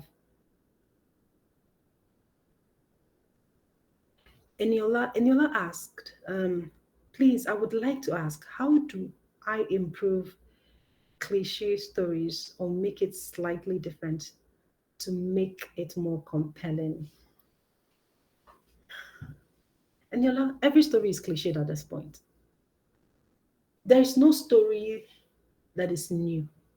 Nothing is new under the sun. If it's my mom, if she wants to go into her mom, like nothing is new under the sun, right? We've After Romeo and Juliet, why are we still writing love stories, right? But we're still telling love stories. I think what will make your story unique is the angle you're bringing to that story. It could be a story. Say one of my professors, Rob Spillman, back at my master's program, said he would like to read a story, a crime. I mean, crime thrillers are no longer new. They are there. I mean, after all the TV shows we've read and all the Sidney Sheldons and all that we've read. Why is it anybody still writing military crime thrillers, detective stories? But he said he would like to read a story of that nature, that same genre, but from an African perspective. It could be a story of a dibia, a dibia. You know who a dibia is now? The native doctor. It could be a story of a native doctor resolving a crime. It could be a story of it could be anything. Like, bring any angle you're bringing in, and I'm assuring you, this thing you consider to be cliche, once you bring in your own native story and your own native flavor, when you bring in the Yoruba element into that, it becomes something entirely new that nobody else has done. That is the advantage you have. I keep returning to story about, we've read a lot of story about people in polyamorous and polygamous relationship. But have you read Lola Shoneyi's The Secret Life of Baba Shegi's Wife? It feels like an entirely different thing, right? Because of how she wrote that story. I keep talking about that book everywhere I go. So it's all about what you're bringing to it that makes it new, because other people on the other side of the world, they're bringing on their cultural element, their own religious, political, social background into that story to change, to twist the cliche into something to a new invention. But it's still the same at the heart. The themes that we are exploring is the same across board, whether you're writing from the United States or you're writing from Nigeria or from Ghana or from South Korea or wherever it is. It is the flavor you're bringing, what's about your community you're feeding into that story that makes it new. So that's the only way to surmount cliches. Deborah, you have a question. Please go ahead and ask your question. All right. Good evening, Ma, and thank you for the session so far. My question is that in interacting with friends, particularly in terms of African fiction, or let's say the new generation African fiction in particular, a lot of people that I've interacted with and had conversations with, there seems to be like this new what's it called, cliche about it being like a lot of things are happening in the book, and it feels like you cannot catch your breath. Like a lot of traumatic things are happening, and it just almost seems like it's now the new way that most books are. So is it, and sometimes some people do not read, do not like reading it because they feel like it's too much drama happening. I don't know how to explain it, or too much traumatic things happening in the book. And like when you're done with the book, it's like it just takes a whole lot from you. I don't know. It just seems to be a recent thing, at least in my interactions with people. Is that also something to, let's say, watch out for? I don't know, or not make the book too dramatic that people. I don't know if you get my question. Yeah, I get your question. Absolutely. Thank you so much, Deborah. And I'm happy that you asked me that. I think with that's every time you go on social media, you always see that conversation about, oh, too many traumatic stories out there. I I think sometimes it's the kind of stories the reader is reading because they are really writers, African writers, Nigerian writers who are doing something extraordinary in across board, whether it's genre fiction. Have you read anything by Bemi Aguda? Like people are do. Have you even read the one that wrote the Vagabond, Elohosa Osunde? Like you see Nigerian writers doing something extraordinary with the storytelling form, or you're reading Leslie Neka Arima, for example, or you're reading Tochieze, or you're reading Uche Okonkwo, or you're reading Esther Ifesinachi, Okonkwo also.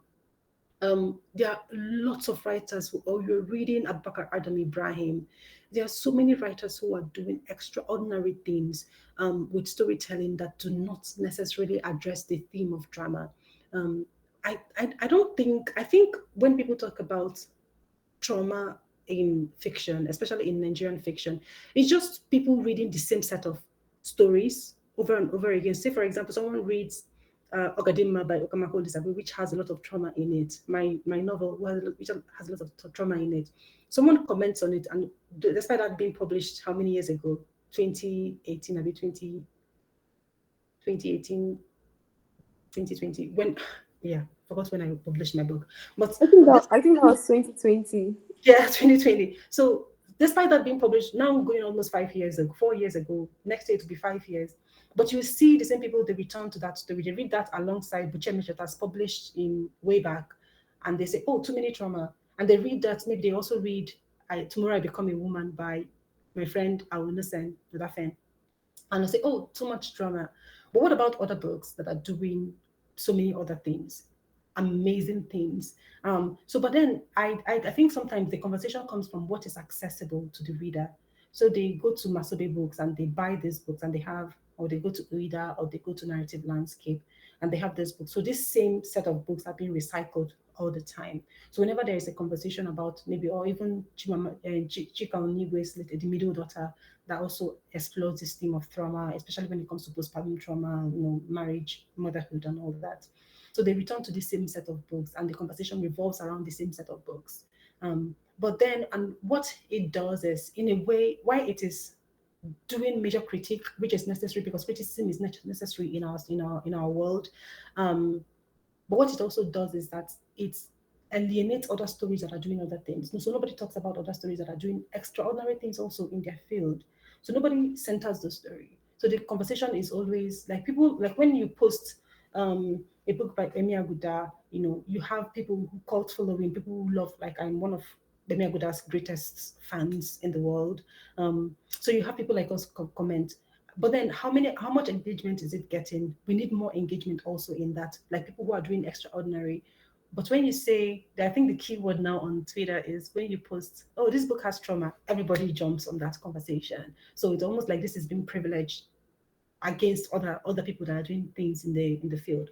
So what I'm saying is, I think for me,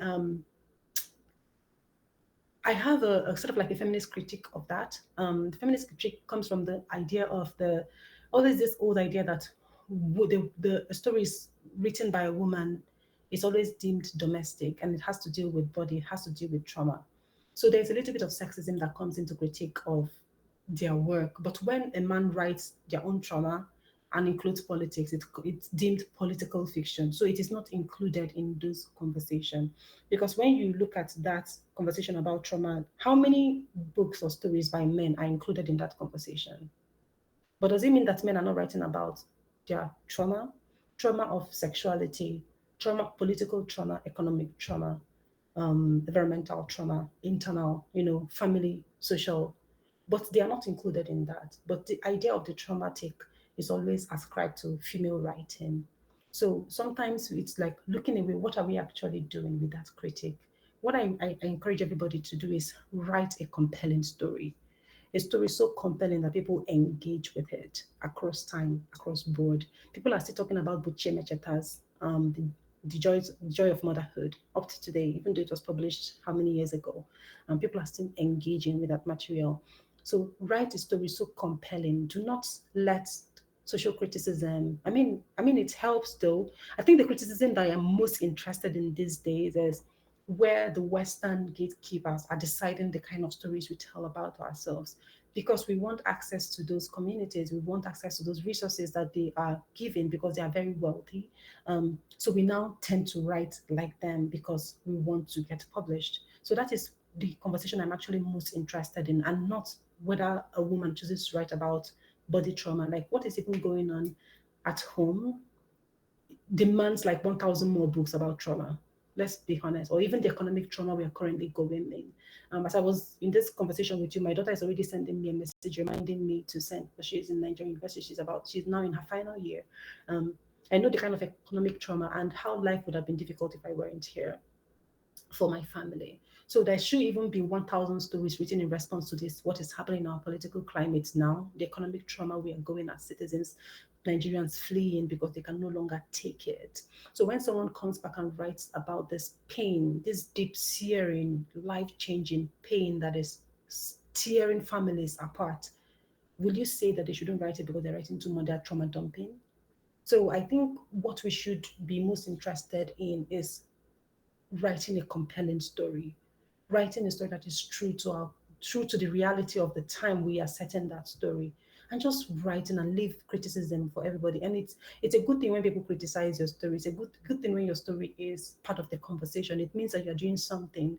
Unlike when you write a story and nobody engages with it. There are people who are writing, Nigerians who are writing really amazing things and nobody's engaging with it, right? So it becomes heartbreaking. So it's a good thing when people engage with your material, but just write a compelling story and leave the rest to the critics to engage with it. It's also a good. It's part of the being a literary citizen. So I hope I answered your question, Deborah. The next one is okay, Joy. Please, I'd like to ask, in a situation where there is more than one main character, perhaps two or three, how do you effectively build all of them up to tell an amazing story without changing the other? Okay, I thank you so much for asking this question. Um, I do that with my students. I say, like, I don't like calling them supporting characters because everybody's a main character in their story.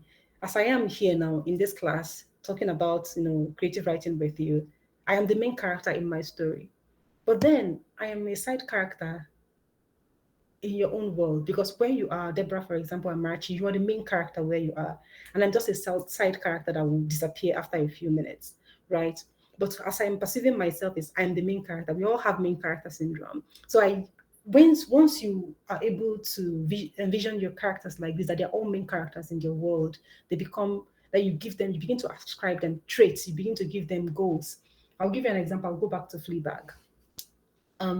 So how to make sure that they all stand out without shortchanging anyone is to have them constantly collide with each other, or constantly complement each other, or constantly do both, so that they are shining at every moment. An example is Fleabag. Fleabag in the show Fleabag, and the sister's name is Claire. She is constantly colliding with Claire. And Claire has her own narrative arc.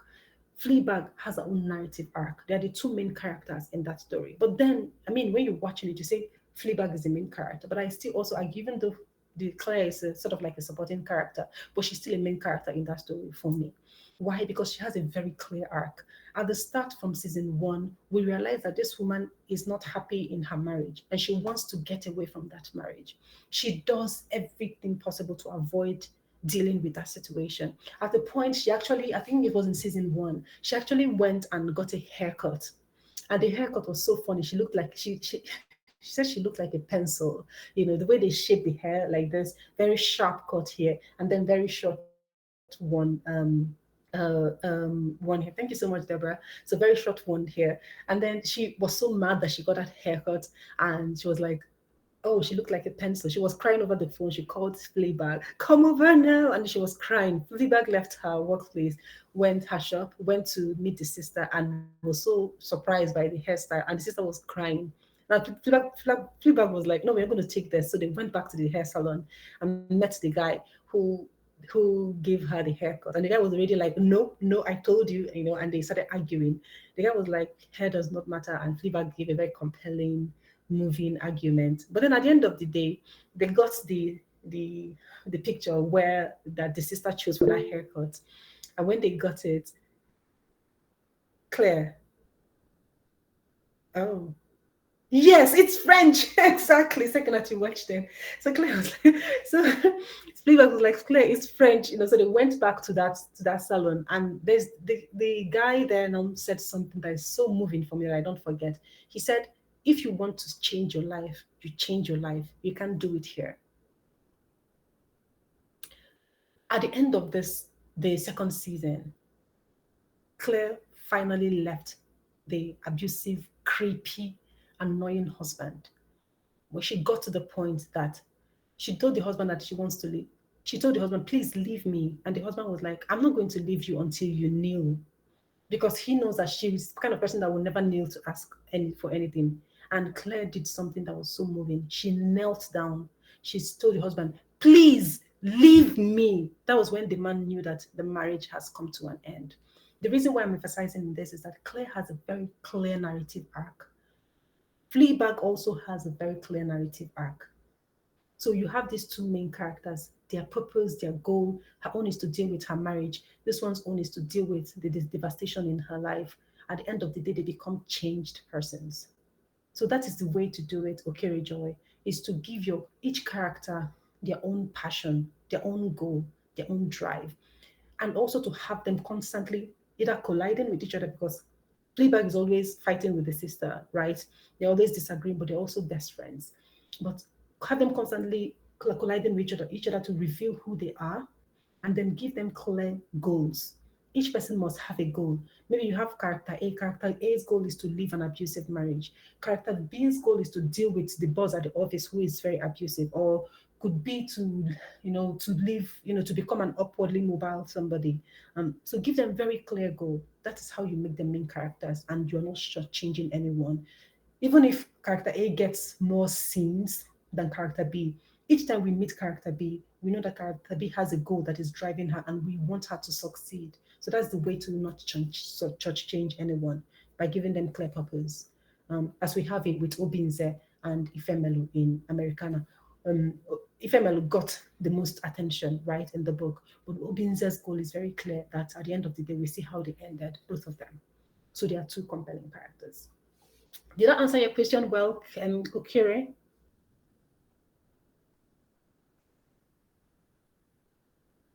All right, so we have 7 more minutes. The next question is, thank you so much. Yes, the next one is well, I say final question is from Oduwa Pelumi, said, how do I transform my imagination into a compelling story without writing a disorganized story? I am a type of person that do not have a lot of ideas, but I do see it as a problem to put everything together and form a compelling story. I think I think it's just starting, like answering these first questions, like how do you transform your imagination into a compelling story? I think you have to first start with a compelling character. Once it's not just about the story, it's about the character, because the best stories are about the characters, not the one general arc you're giving to them. For example, oh, they have to save the world. No. For example, when you okay, another one is Mission Impossible with Tom Cruise, right? Ethan Hawke, the character in that Tom Cruise plays. In the last one that came out in 2013, he goes against this guy, go fight this guy who's trying to destroy the world. The major story arc is that he's trying to save the world, but there is something that was driving him, because this guy who is driving this destructive force actually was the one that killed his partner, and it drove him insane. So you see that emotional depth. So use even though is a high stake genre movie, crime thriller, with a lot of futuristic things happening, even though it's in real time, but there is that emotional personal arc that he's trying to deal with loss, and this person who gave him that loss is the one driving that devastation of the world. So ordinarily he may not even care about saving the world, but for the fact that this guy was the one that took away something that he loved so much was the reason why he wanted to stop this guy from destroying the world. So understanding that about your character, who are they really?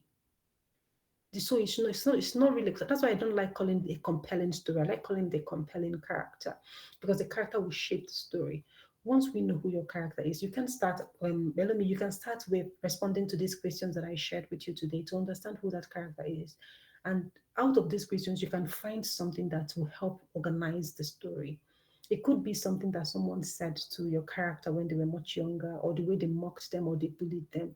And then they are now an adult, and somebody, it could just start on a day, somebody says something nasty to them and they're like, I will not take this. That becomes the entire story.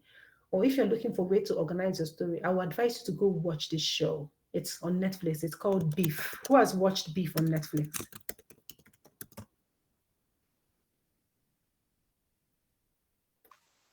Oh yeah, Mayako, you watched it. So you just go watch it. Oluwa Melanie, go watch Beef on Netflix. There is no overarching idea. Like there's overarching idea. There's no immediate like, oh, this guy wants to. It's just a guy who is fed up with life. Walks into a store to return the grill he bought, and the receptionist was saying something nasty that this is the third time you're returning the grill. And the guy was already upset and took the grill back into the car. He's already frustrated with his life, his job. And as he was driving out of that driveway, this woman, or this driver, we don't know that it was a woman until much later, now got into his path, and he was very upset and was like, what is wrong with you? And to make matters worse, he's already having a terrible day. And this woman now flipped the finger at him. And that was when he was like, no, I will not take this. And he started a chase, a road rage. And that blew into an entire story. It's just a guy who is fed up with life. Like, I am tired of this. Nigeria, I was sending money to my children. I can't believe how much a dollar is. Just a dollar. And somebody now, if somebody wakes up one day, I wrote an essay last year for the catapult about an aunt who said that you abandoned your children. My children are not, they're in university, right? My two girls are in university. I was like, oh, you abandoned your children. And I was so mad that I blocked her on WhatsApp and all that. And I wrote an essay about it. But if it were in present today, that a dollar is almost $1,700 naira, just $1, and this woman says that thing to me, oh my God. Let's not even talk about what I'm going to do, because my reaction last year was even more calm. But now, with what my children are going through, I will pull the heaven down. So that becomes an entire story. So that's how you organize material, organize the world of your stories. What is your character most upset about? What do they want? Like, or they are tired of bullshit, and suddenly somebody upset them. That can become the springboard to an entire story, and then you just take it from there. And yeah, and then you finally have your compelling story.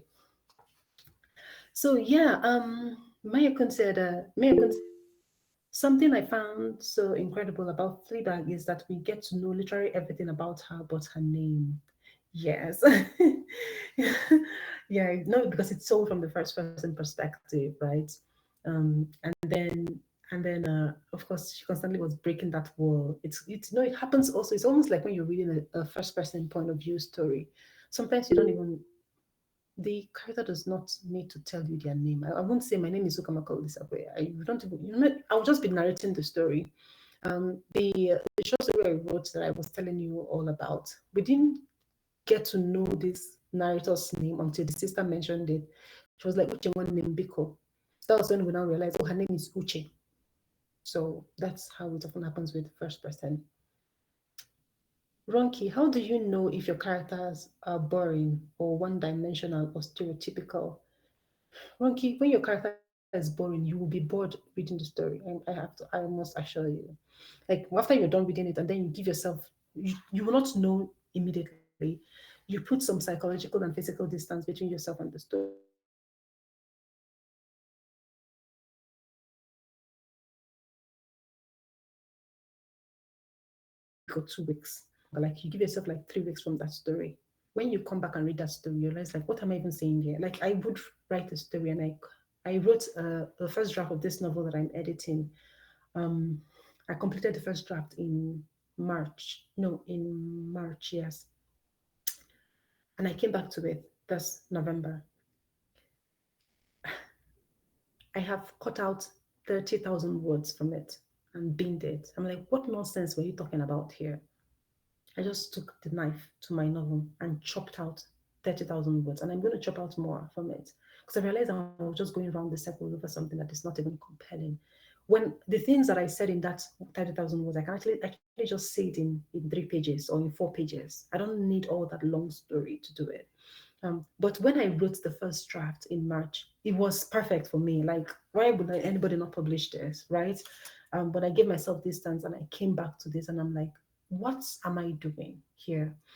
An example to go back to your question, Ronki, the first time I was querying, there was an agent I was querying. She said something that really stuck with me up to today.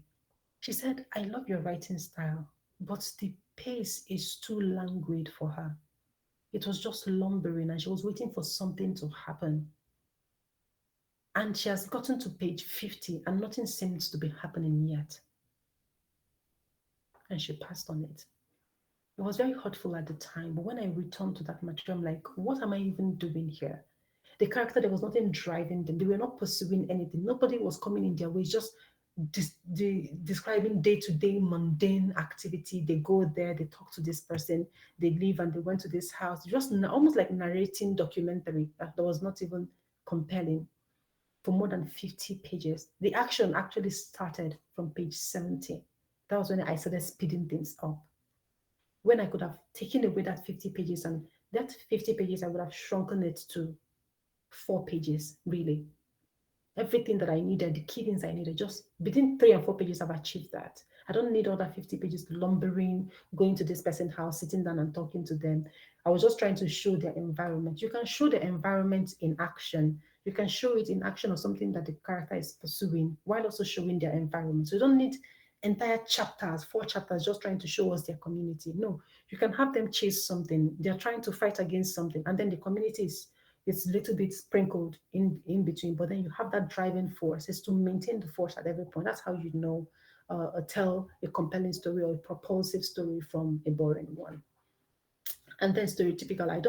I think when something everything is stereotypical at this point. It's just the angle you're bringing to it. There could be a bad stepmom. Why is she bad? There is this movie Maleficent, the one with Angelina Jolie. Whenever they're talking about that witch in past stories, that she's just very stereotypical, one-dimensional. That is bad woman coming to come and kill this good girl.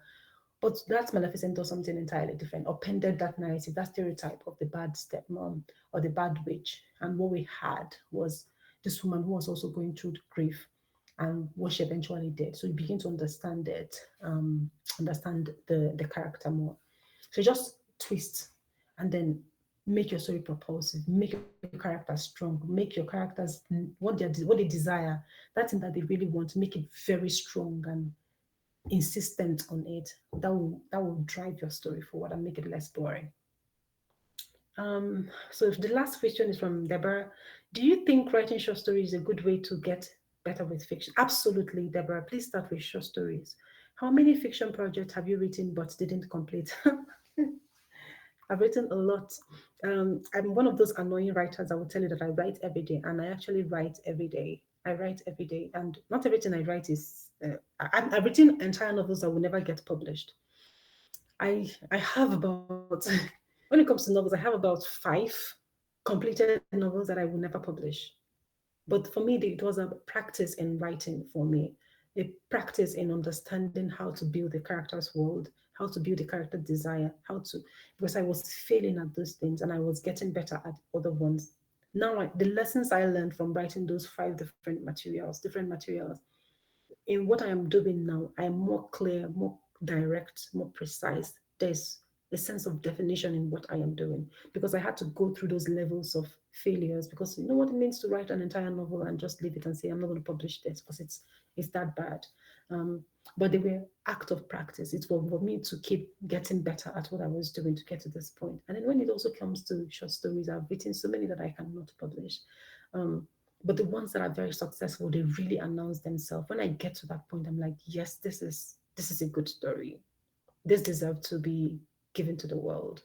Um, but it also takes a lot of discipline for you to keep a story away from the world. But sometimes the initial thing is to get published. Like my first book, I don't talk about my first book ever. It's so badly edited, badly formatted. The at the heart is a very good story, but I was in a haste to want to have that work out there in the world to be called a published author, which happens for many people. You know, it happens. You will not believe how many people that's happened to. It's a natural, almost like it's a rite of passage for everybody. But yeah, you get better at it. You become more disciplined, and you keep writing. That practice of writing, it's determine how many times you write, how many times you revise. What are you reading? What are you watching? What are you listening to? And you get better. And of course, always start with short stories. It's a very good place to start.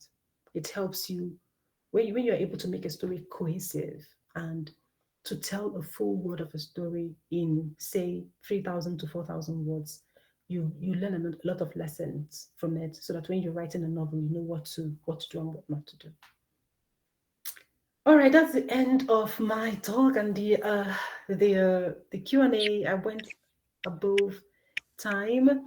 I'm going to share, thank you all so much. I'm going to share a very brief writing prompt for you that you will work on. I'm pasting it here. Thank you so much. Um, so I just pasted it in the chat. You can copy it. Thank you all. So this is the prompt. Write a short story of not more than 500 words that incorporates the storytelling elements we discussed today in class. So it should give us a sense of a very strong character with their traits. Who they are. Are they stubborn? Are they clumsy? Are they driven? Are they angry? Are they upset? Are they too happy? Are they too nonchalant? Like, who is this character? What's their background? What do they want? Like for that woman, like Okongo, for example, he wants to be seen as a strong man. And what did he do? He killed Ikemefuna. He took action to assert that strength and created a lot of conflict, you know, in his life, and everything unraveled. At the end of the day, he died. We saw how it ended. It's a very tragic story. So what does your character want?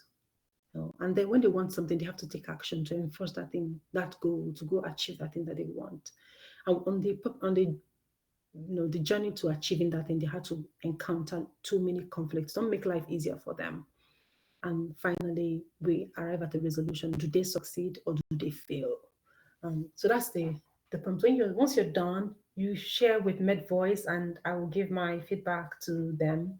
I'll make time because I'm also teaching too many classes, but I will make time to respond to this. If you can have this ready, take 1 week and work on this, and then submit to Med Voice, and they'll get back to me. All right, it was so nice, having these conversations with you. Thank you so much, Amarachi, for inviting me to facilitate this conversation today, this workshop, and everyone who contributed. I deeply appreciate the engagement. Thank you, and I wish you all the best and all the successes in this world. I want you all to become the next best things we are reading. Please share your story with the world. Thank you. Thank you so much, Dr. Ukamaka. Like, I'm certain that the clap that you're saying, I mean, if you can clap more, everybody should be Thank clapping right now. Right. So I should not be saying this, but I'm going to like cast let me not use the word cast, but I'm going to let me use the word cast. I'm going to cast Efe. So on our group chat, Efe is like, oh my god, I've had like an empty creative lamp, but with what I've learned today, I'm going to write so much on my medium. you. And What, then that was not needed. so you guys watch out for Efe's return. She's coming back, right? Efe's return 2.0. And then another person I'm going to cast, right? Like Mr. EIC, I'm going to talk. I mean, he said that he's the AIC, he's the editor in chief for our Medi Voice Club, and he's like, I can't believe I'm learning something new. Oh my god, I'm learning so many new things. This is not this is Thank you all so much. Thank you. So thank you so much. We'll definitely send a survey soon, and Okay. we'll revert back on the feedback that people gave. But like from the reactions, we can. I mean, from even the engagement and the questions, we can tell that. I mean, people learned a lot. And we're really grateful. You shared so much valuable tips. I personally, I don't write fiction, but with this, I feel encouraged and motivated to actually start something today. I mean, I did not plan to submit an assignment, but with what you've done today, I'm probably going to go for the best writer in the Yes. fiction writing category. Please, you all should submit. I will be so happy to read what you've come up with. Yeah, thank you so much, Dr. Ukamaka. So I'm just going to like give the mic back to Ife, and I mean we can close this. If there's anyone who wants to express appreciation, I think we can just take from two people who can just give us like quick like what they learned in like 1 minute, and give a quick gratitude, maybe two or three people, and then we can wrap this up. So Ife, over to you, please. All right. Thank you so much, Dr. Kamaka. Okay, what Marchi said was true. I've not actually written any creative work this year, but like after this session, I feel very motivated. Like, yes, let's cook something up. Thank you so much, Ma. And I believe I'm not the only one. I believe we've all learned a lot from your session. I really have Yeah, thank you so much. to say thank you on our behalf. Thank you, Efe. Thank you. I deeply appreciate this. Thank you all so much. I am seeing all the chats. Yeah, I am grateful. Thank you so much for this opportunity. Yeah, thank you. So, is there anyone here who would like to share what they learned in 1 minute and give like a shout out or like a word of appreciation, a quick word of appreciation to our facilitator for today? Just raise your hand, and I will call on you.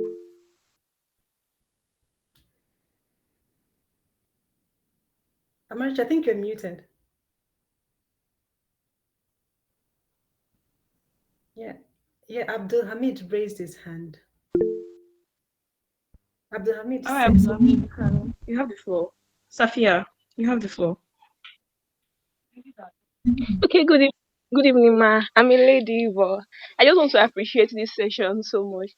I didn't know story writing could be learned at all. I had always thought it was only imaginative, very imaginative people and creative people that could write compelling stories. So I'm shocked that there are ways to go about this. Anybody could learn it. Thank you very much, ma, for this session. I really appreciate it.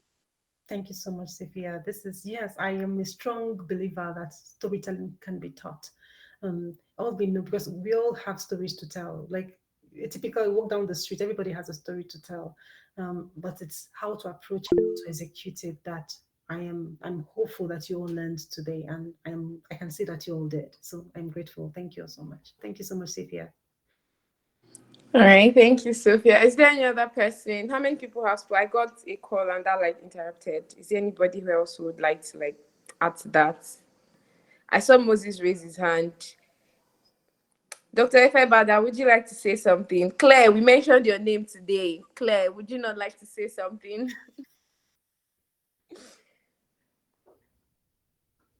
All right.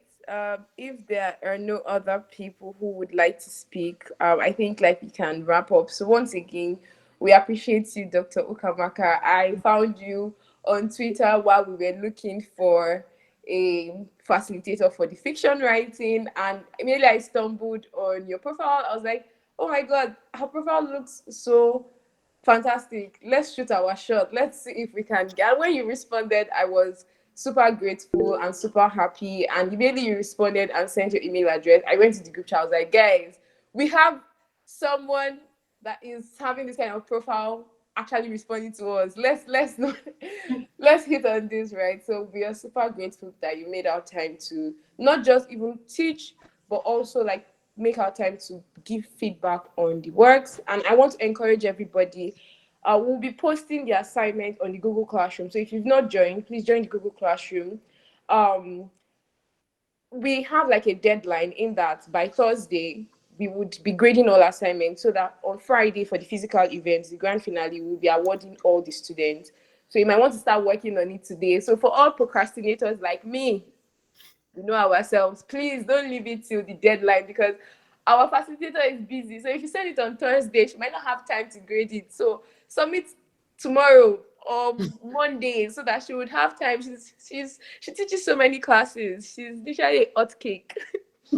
So please submit on time so she'll grade it. And I mean, you're in competition with me now, so may the best person win. So may the best person win for the best student. So tomorrow we'll be having our poetry writing session by 5 p.m. We'll send information about that.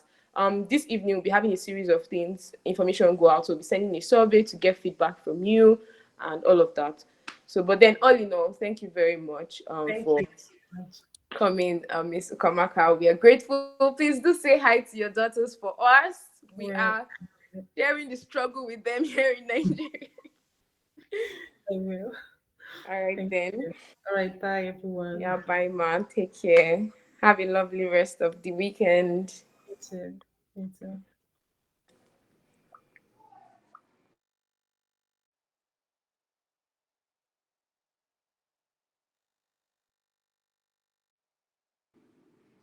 All right. So, Dami, would you end the call for us, or do we all just exit the call? Thank you so much, guys, for the claps and everything. And thank you so much for turning up. Okay, people are exiting already. All right, so you can just like exit the call and yeah.